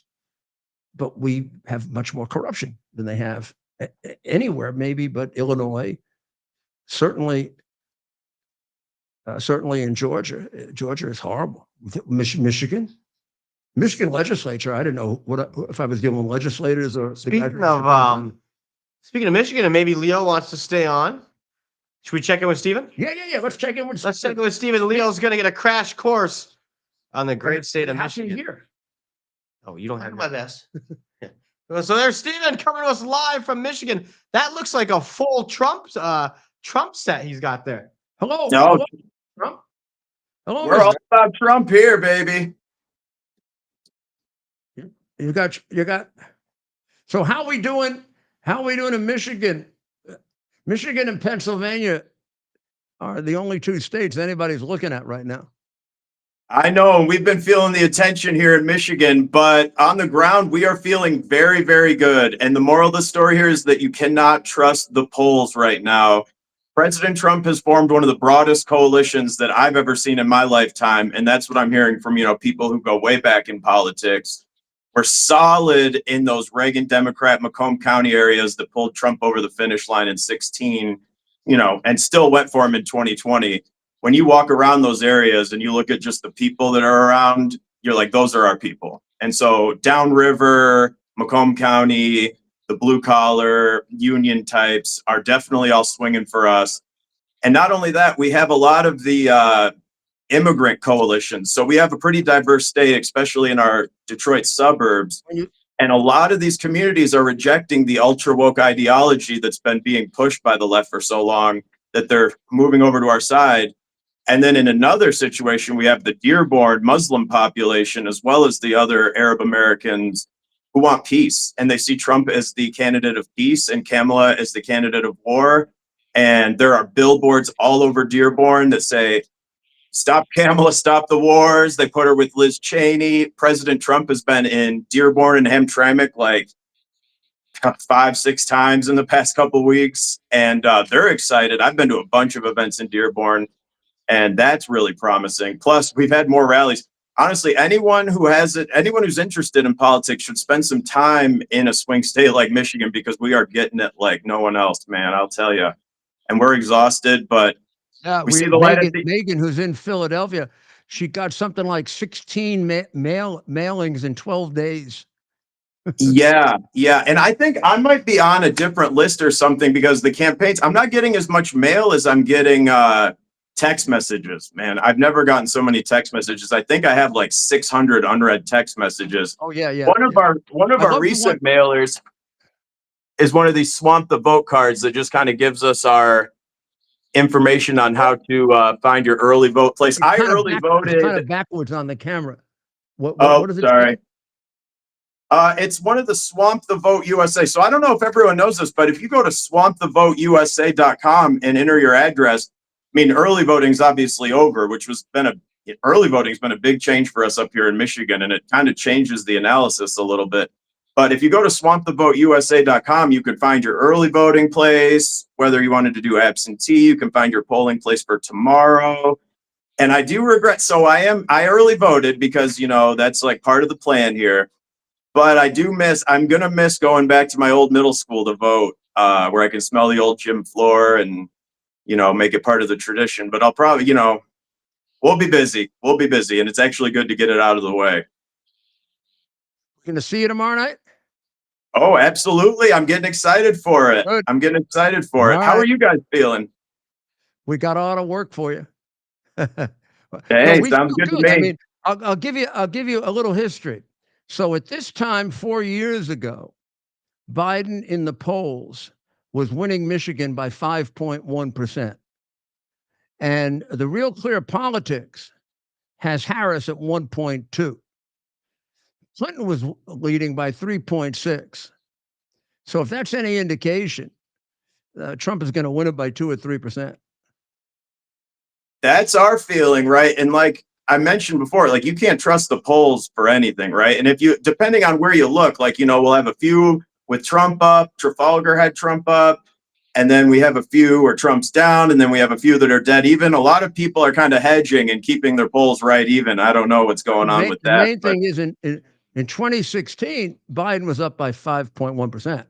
Yeah, but people are worried though, so we can't get too comfortable with that. Everyone still needs to vote tomorrow because a lot of the pollsters kind of acknowledge the error of their ways and have sort of compensated. This is just what people brief me on, right? I don't know if they're, if you can trust anything that comes out of the pollsters. I'm going to be looking at that very carefully. North Carolina comes in at 7:30, and we can see there, are the polls straight on or was there an undercount? And yeah, well, that'll be good. Carolina, it's going to happen everywhere. Yeah, and so you're saying 7:30 that'll start to roll in. Yeah, which is good. Yes. I mean, I'll let you know if you're going to have a short night or a long night. And that's what's keeping everyone on their toes here, right? That and the potential for cheating. But I think that the RNC is just watch out for those big trucks coming into the what was it? The arena at 3 in the morning with a couple of 100,000 ballots. Yep. And we know they're going to try it again. But what's that? That means they already have the ballots somewhere. In Pennsylvania, they had the ballots in October. Probably had them stored in Lancaster, Pennsylvania. Yeah. But well, I'm just hoping there's enough eyes on the situation to make it. Turn them around. Yeah, I hope there's enough eyes on the situation in Wayne County where they typically do cheat, and that's where the results come in at the last minute.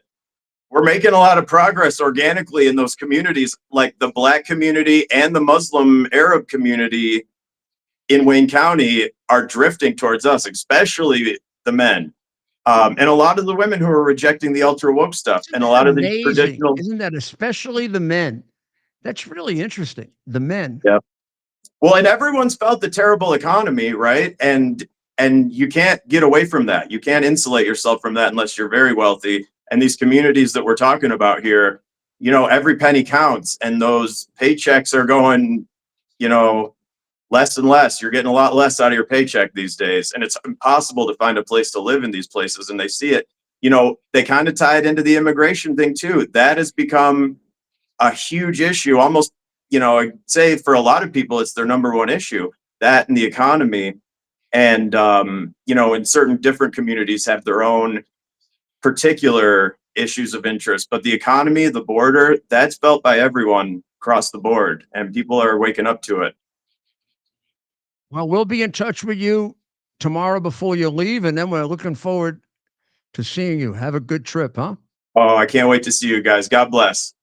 All right. God bless. Thank you, Stephen. So that looks pretty good. I mean, Michigan and Pennsylvania, you could almost sum it up with those two states, right? I mean, if you can win those two states, but I'd really like to see McCormick beat Casey too.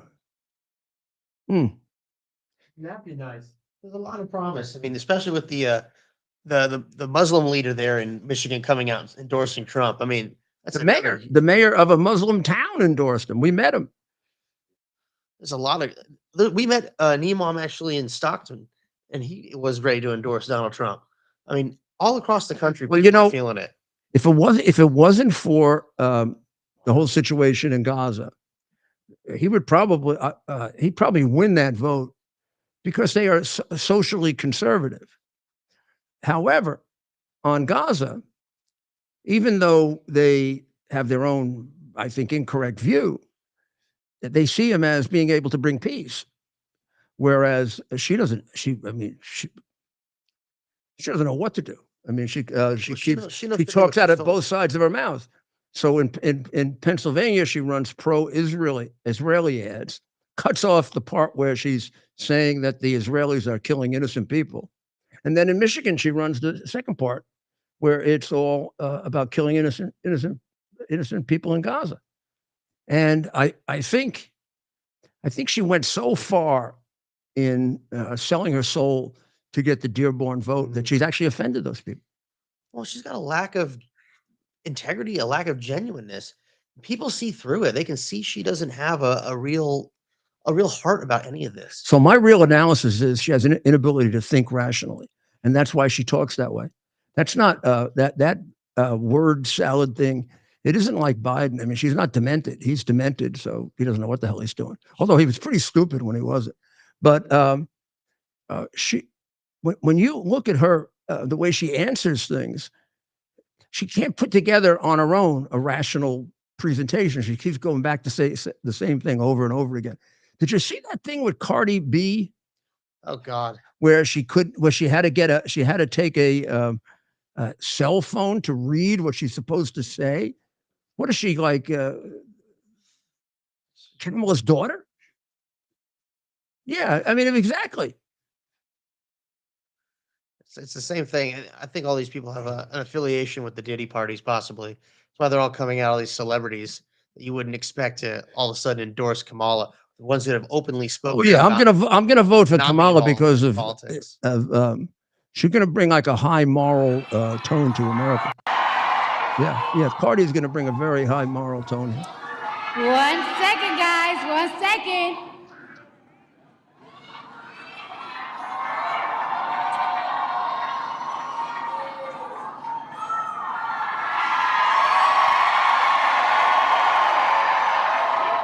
Okay, so I don't take lightly the call.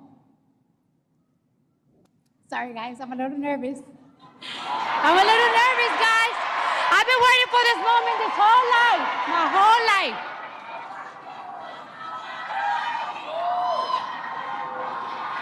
I need patience over here. Patience, where are you, girl? I need patience over here.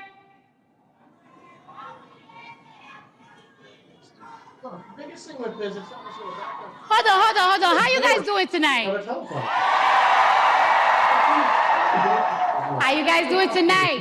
Are we ready to make history?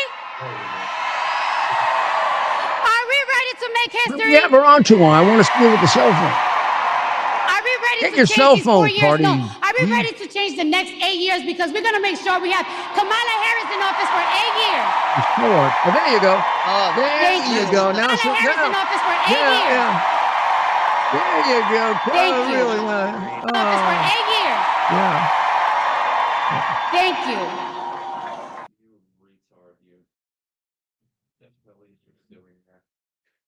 Is anybody going to I mean, It's an insult to the American people that he's having her up there is an insult. Here's a country that is badly in need of a moral revival. Yeah. And we got that up there. We're lucky she didn't take her clothes off. She doesn't have the most stand-up past, to say the least. Well, what was her past? She was a stripper, and she used to also like drug and steal men's money. You know, quality stuff. These are the moral things of Like Hunter. America nowadays. Kind of like Hunter Biden. Yeah, kind of like Hunter. Well, I mean, although probably not nearly as I don't bad. know. I haven't Well, seen she'd the have made- laptop. Well, she had I've seen some things, but Oh, the laptop. oof. Laptop is ridiculous. I mean, there's no question. For 4 years, we had a perverted family in the White House. I mean, they're perverted. He's perverted, and the old man's perverted. So, Mayor, so we're bringing in one more guest here, Danny. This is from the great state of Wisconsin, our final check-in, the final swing state. Full disclosure, Danny happens to be my cousin. Well, that's Danny Toriano, Italian from the UP of Michigan. All right. But I need Danny to flip his camera because you're a little sideways, brother. So we'll He's sideways? He's sideways. There we go. There we go. Is he always sideways or? There he is. So here's Danny Toriano checking in from Green Bay, Wisconsin. I have to say, I used to listen to Rush Limbaugh, and my cousin turned me on to Rush. Welcome to the show, Danny. Hello, Danny. Thank you very much for having me on, Ted. So tell us about Wisconsin. What are we looking forward to? Good.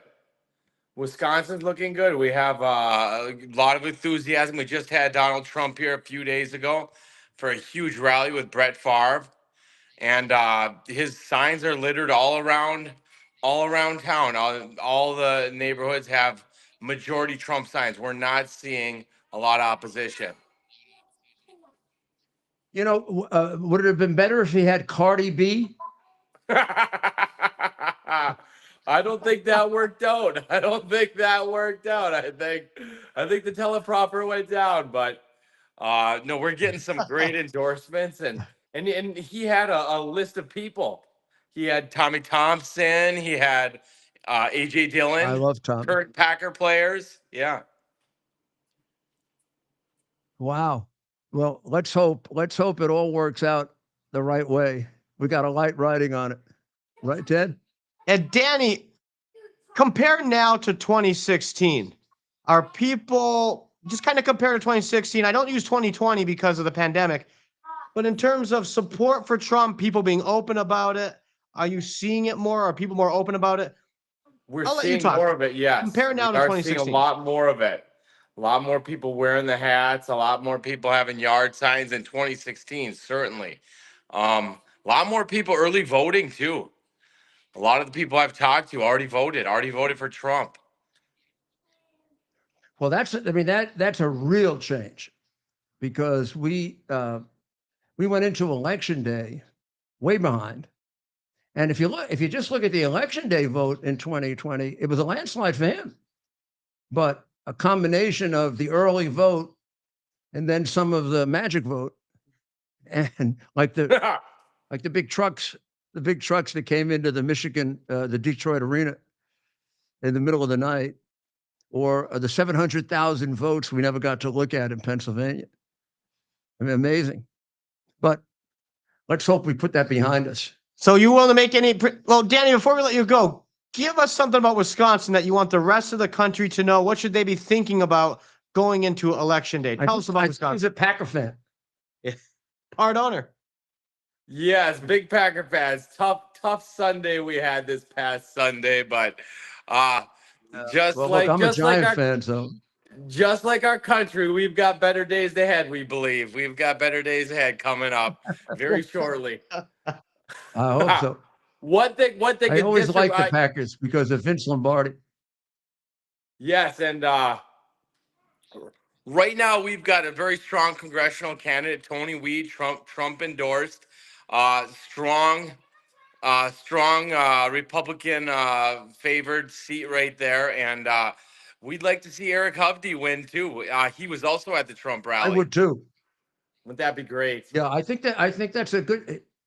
I think there's a good chance that if Trump wins by like a margin more than two or three, he'll bring them in. Wouldn't that be a great day for Wisconsin? Yeah, that'd be a great day for America. Yes, absolutely. Well, thank you very much.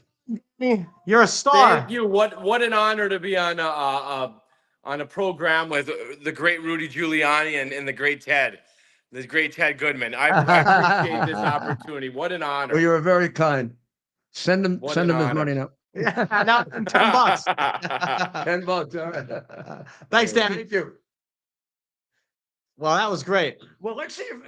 Well, first of all, I have to remind people to contribute to Tunnel the Towers. Yes. This is tomorrow is a very patriotic day, right? You get to do what very few people in the world get to do, right? Democracies are a minority in the world. And honest democracies are a real minority. Let's hope we don't become one of those. I mean, Biden has done everything he can, including those shenanigans with taking Trump off the ballot based on the insurrection that never happened. Certainly never was proven, never even charged, except the crooked Secretary of State of Michigan just takes them off the ballot. And she's still there. Any Secretary of State who did that should have been fired because they have a prejudice. But we're going to have to live with them tomorrow. But there are certain people who make it possible for us to have this democracy. And among those, of course, are the members of our military. And nobody does more for them than Tunnel for Towers. Thanks to the generosity of those of you who donate to Tunnel to Towers. The Tunnel to Towers Foundation welcomed U.S. Army Specialist Brett Menard into a new mortgage-free home right here in Florida. But it's not just a home. It's a smart home. And I'll tell you what that is. But let me tell you a little about Brett's background. Brett enlisted in the Army because of September 11th, and he wanted to do something about it. God bless him, right? But while he was on a road clearing mission in Afghanistan, Brett's vehicle was blown up by an improvised explosive device. In that instant, his life changed forever, and his family's. The blast left him a T4 paraplegic with traumatic brain injury, compartment syndrome in both arms, unable to use his legs, and a whole myriad of internal injuries. He even needed a total face reconstruction because his bones and teeth were shattered in the explosion. Despite this overwhelming setback and the challenges he faced, Brett's spirit remained unbroken. And because of the support of people like you, Tunnel to Towers built him a home specifically designed to make him as independent as possible. And you don't know what that does for our heroes when that happens. I've seen it, and it's remarkable. It makes you want to cry for joy. And Brett is able to live as independent a life as possible now. And for him and his family, it's just so wonderful. Now, there are a lot of American heroes who need your help. So you donate $11 a month. That's it, $11 a month. T2T.org. That's T2.org. And while we're thinking of government and patriotism, and this is the time to do it. So you put in your $11. If they can spend how many? $3 billion on this election, we can put in $11 a month for the people who need it. So, any questions? Anybody have any questions? Anybody have any questions about the election? You can come right over here. Sit. Do you want to come on and ask? Come and either play. What? Montana's going to go blue. Do I think? Oh, what happened to Montana? Oh my God! Look at this. And we want to thank, before we let Leo go, we want to thank Leo. Leo, thank you for catching that. Oh, yeah. No. And thanks for joining us. Well, how could you have Montana? There must be a. I'm about Colorado. Yeah. We'll take a quick break and we'll be right. Well, thanks for having me, Mr. Mayor. Back. Leo, thanks for coming on. We'll have you on more. Absolutely. Now we can Zoom, so we can bring you in. I better believe it. Welcome to the modern age. So we'll take a quick break and come back. Leo's going to look this over and approve it or not. We're having the biggest sale ever on overstock clearance and brand new products. For example, save 60% on our Goose Down comforters, the best comforters ever. They go perfectly with our MyPillow bed sheets and duvet covers. Save 25% on our brand new kitchen towels. They're made with the same technology as our famous My Towels. Our initial quantities are extremely low, so get them now before they go. Our seasonal flannel sheets are finally in. You save up to 50% and they sell out fast every year, so order now. They're truly the best flannel sheets you'll ever sleep on. Or save up to 80% on all our clearance items. And this is where it gets even better. For a limited time, your entire order ships absolutely free. So go to mypillow.com or call the number on your screen. Use that promo code to get deep discounts on all MyPillow products. And for a limited time, your order ships absolutely free. We're coming back though. And we're back. We're back. Oh, well, welcome. I was looking at I was looking at the camera there, and you're gonna have to move that a bit. I am. Well, we're getting ready to have one of our guests ask some questions, but I want to catch you up on a couple of things that are wrap up that otherwise were in the news. I mean, one of them is, and I have Ali Reza here, I think, if he's still here. Nope, he had to take off. Oh, well, in Iran, a young woman at Tehran University was seen with some hair coming out, and they ripped some of her garments off, and the young lady decided to really stick it to him, so she took her clothes off and sat right in front of a statue in the university, and then of course she disappeared. So who knows what those animals did to her? But that's Tehran. The Ayatollah has said that the attack is going to shake our teeth.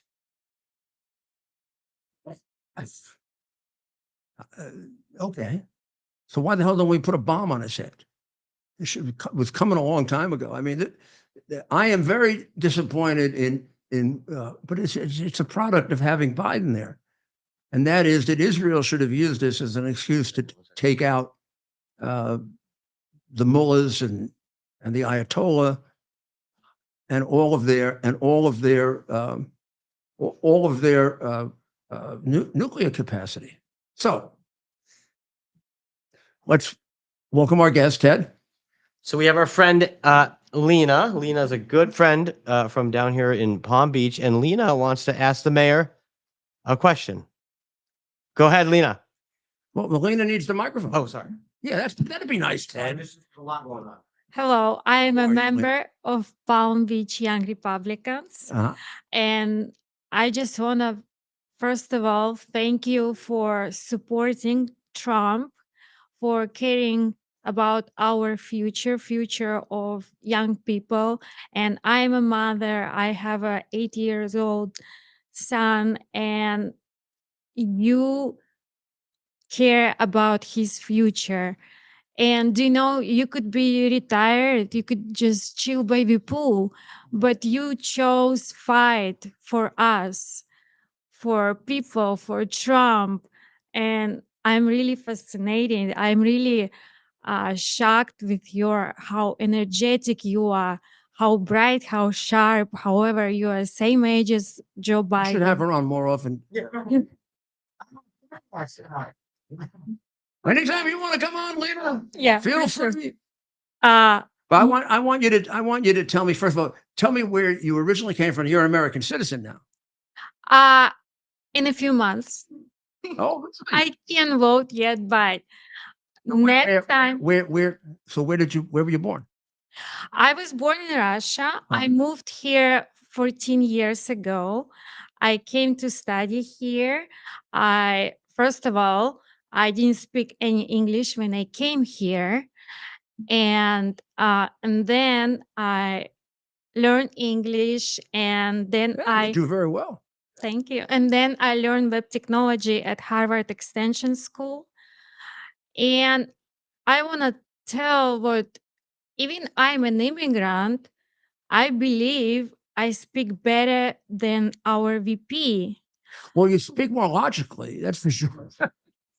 At least, I can understand what you're talking about. At least my statements make sense. Yeah, that's the good point. You see, I believe she's intellectually impaired. I don't think that the synapses in the brain work right. So, like boom, boom, they go like this. Woo! And there's something wrong with her. Do you know what? I'm proud what I learned English, and our VP Kamala still doesn't speak English. She doesn't speak English we understand. I mean, I think Cardi B understands her English. I don't know, or something or other. So, but how do you compare the U.S. to Russia? I would say I want to give a credit to our Russian president because he works for Russian people. He protects the border, not like Joe Biden. So you felt more protected by Putin? Russian people are definitely protected by Putin. Everyone respects him, not like Joe Biden. Putin preserve conservative values. He protects kids.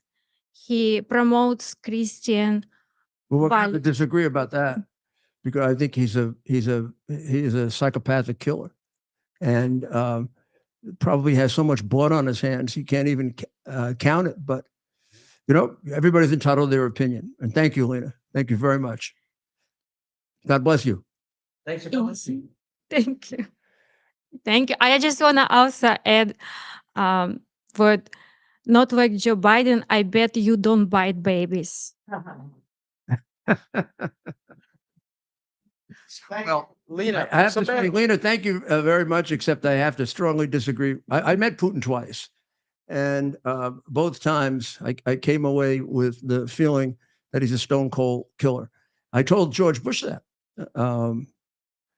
The second time I met him was the day after the attack in Chechnya, where the children were killed, and which was a terrible terrorist attack against Russia. But 2 days later, while I was there, he took away the right to elect all the governors in what would be the equivalent of governors in the provinces, which of course had no relationship at all to the terrorism in one part of Russia. So I feel that we could probably negotiate something sensible with Putin because he's a practical man. I mean, you can be evil and you can be a murderer and a killer and you can still be practical, as opposed to the Ayatollah, who is, the Ayatollah thinks if he dies, he's going to have 72 virgins. And he hasn't calculated how many Muslim extremists have been killed in the last year. Every one has taken up 72 virgins. There can't be any left. So that's why I think the Ayatollah went and fled. When the Israelis blew up the cell phones and the pagers and the whatever, Ayatollah ran off to someplace, indicating that maybe he really doesn't want to die. Right? I mean, maybe he doesn't want to join Nasrallah and all his pals in what is definitely going to be hell. I've not that I can pronounce for God, but I figure if there's any justice, that guy's going to burn in hell. Well, that's right, Mayor. And so on this election eve, a lot of people have already voted. Many are heading to the polls tomorrow. What is your closing message? I think our audience. Well, yeah. What is your closing message? Well, we've been at this really from the beginning of this show. I mean, in large part, we started this. Way back in 2020 to deal with the 2020 election, and you know what happened there. So we've been pointing toward this day now for 4 years. So it's come, and you got to vote. You just have to vote. You cannot look at a poll and say he's too far ahead, he's too far behind, because we have no idea. I mean, I gave you all these predictions, but I don't know if they're right. I just look at the numbers. I use my instincts. We talk to people like we did here publicly to get their views. I realize that everybody has kind of a bit of a prejudice one way or the other. So they're going to see the world. They're going to see the world in their light. So you might not get an appropriate view. And I showed you the historical data on how he's always outperformed the polls. That doesn't mean that he will. It means that was a historical precedent. At some point, that'll be broken. Now, will it be this time or next time? I don't know. We'll find that out tomorrow, which means forget it all. Just go vote. You say, well, my vote doesn't count. Of course it counts, because your voting will motivate other people to vote. In fact, you still have time to get 10 more people to vote. Constantly asked, what can I do? What can I do? For 4 years, I've been asked, what can I do? People laboring under the fact that your money right now is 26% less valuable, your dollar, than it was when Donald Trump was in office, because he loaded on spending that was outrageous. The highest increase in spending since the Second World War, and we weren't fighting anybody, and we were decreasing our defenses. So China has a bigger navy than us, even though we're spending more than we've ever spent before in the entire history of America. We have the largest debt as a percentage of our GDP ever, and we've got a debt that is going to consistently require interest payments that exceed our defense budget. All of this, boom. And those bills that he passed for $1.7 trillion and $1.5 trillion, it went to useless increase in the number of people dependent in this country. I mean, the calculation is we're about 15 to 20% more dependent. It could be worse than that. And that doesn't count when I say 15 to 20% more dependent. That's just Americans, not the 15 to 20 million that he brought in here. So Trump did a great job his first 4 years. This is going to be tougher. He's being handed a much more difficult situation than he was handed it in 2016, 2017. First of all, he's being handed a world at war. He gave Biden a peaceful world, and they're handing him back a world with two major wars, either one of which can emerge into World War III. He's got China considerably more powerful than it was before militarily. We have given up one of our major strategic defenses against China, the Bagram Air Base, 400 miles from China. Joe Biden and Kamala Harris, she agrees with this decision, which in my view makes her a traitor. What the hell would you give up a base 400 miles from China, 400 miles from Iran, and 500 miles from Russia? That was the whole Cuban Missile Crisis was about having a missile in Cuba. Here we had a base right next to China, and we gave it up.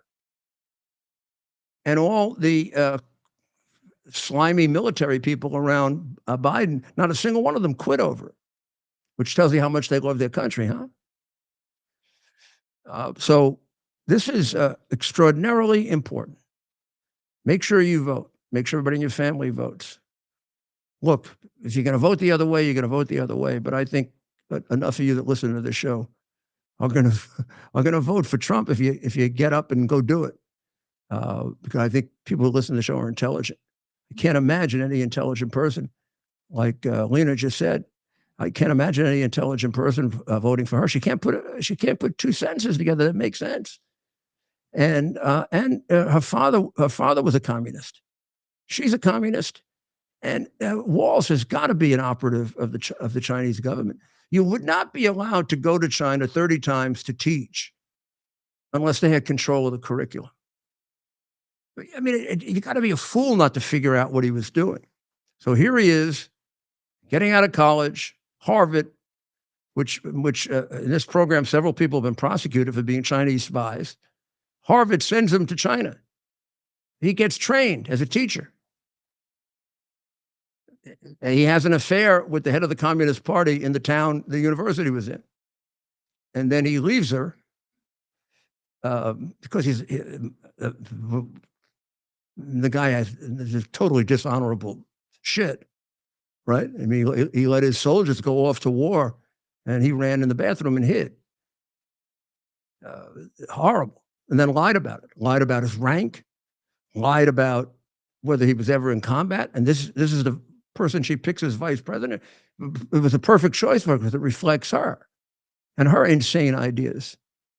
They both agree that if your 14-year-old child wants to have their genitals chopped off, they can do it without telling you, which tells me that they're Marxists.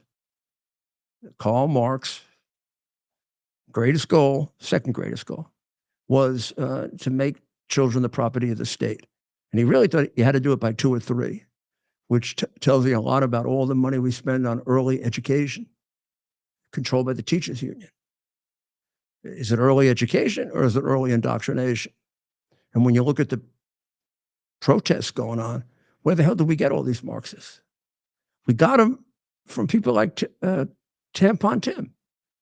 So go out and vote tomorrow.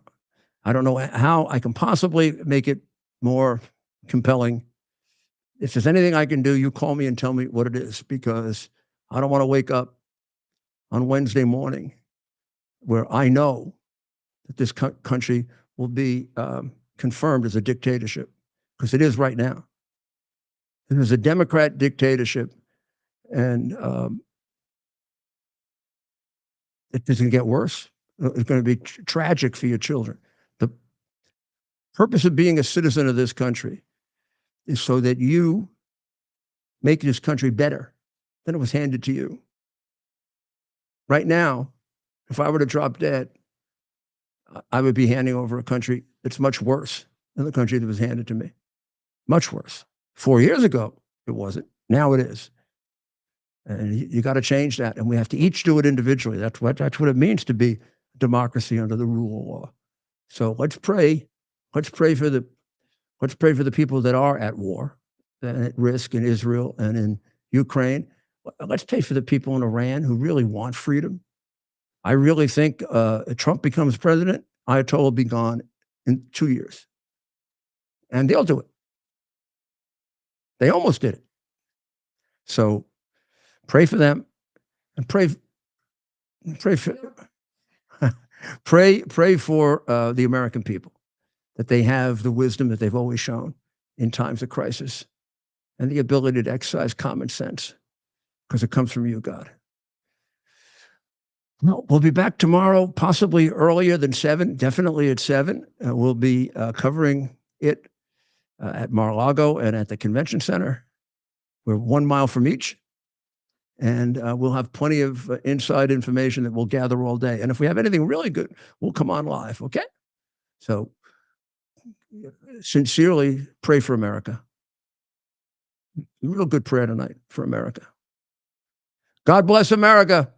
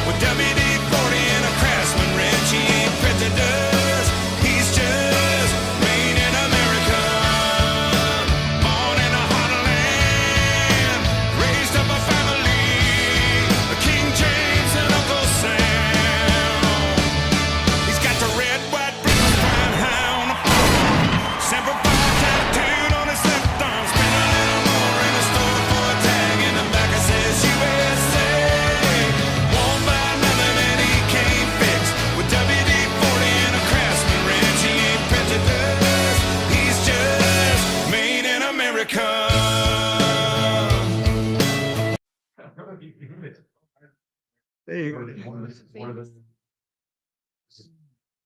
Really? Here's another one. 100% do that. Bear the principle of common sense and rational discussion to the issues of our day. America was created at a time of great turmoil, tremendous disagreements, anger, hatred. There was a book written in 1776 that guided much of the discipline of thinking that brought to us the discovery of our freedoms, of our God-given freedoms. It was Thomas Paine's Common Sense, written in 1776, one of the first American bestsellers, in which Thomas Paine explained, by rational principles, the reason why these small colonies felt the necessity to separate from the Kingdom of Great Britain and the King of England. He explained their inherent desire for liberty, for freedom, freedom of religion, freedom of speech, the ability to select the people who govern them. And he explained it in ways that were understandable to all the people, not just the elite. Because the desire for freedom is universal. The desire for freedom adheres in the human mind, and it is part of the human soul. This is exactly the time we should consult our history. Look at what we've done in the past and see if we can't use it to help us now. We understand that our founders created the greatest country in the history of the world, the greatest democracy, the freest country, a country that has taken more people out of poverty than any country ever. All of us are so fortunate to be Americans. But a great deal of the reason for America's constant ability to self-improve is because we're able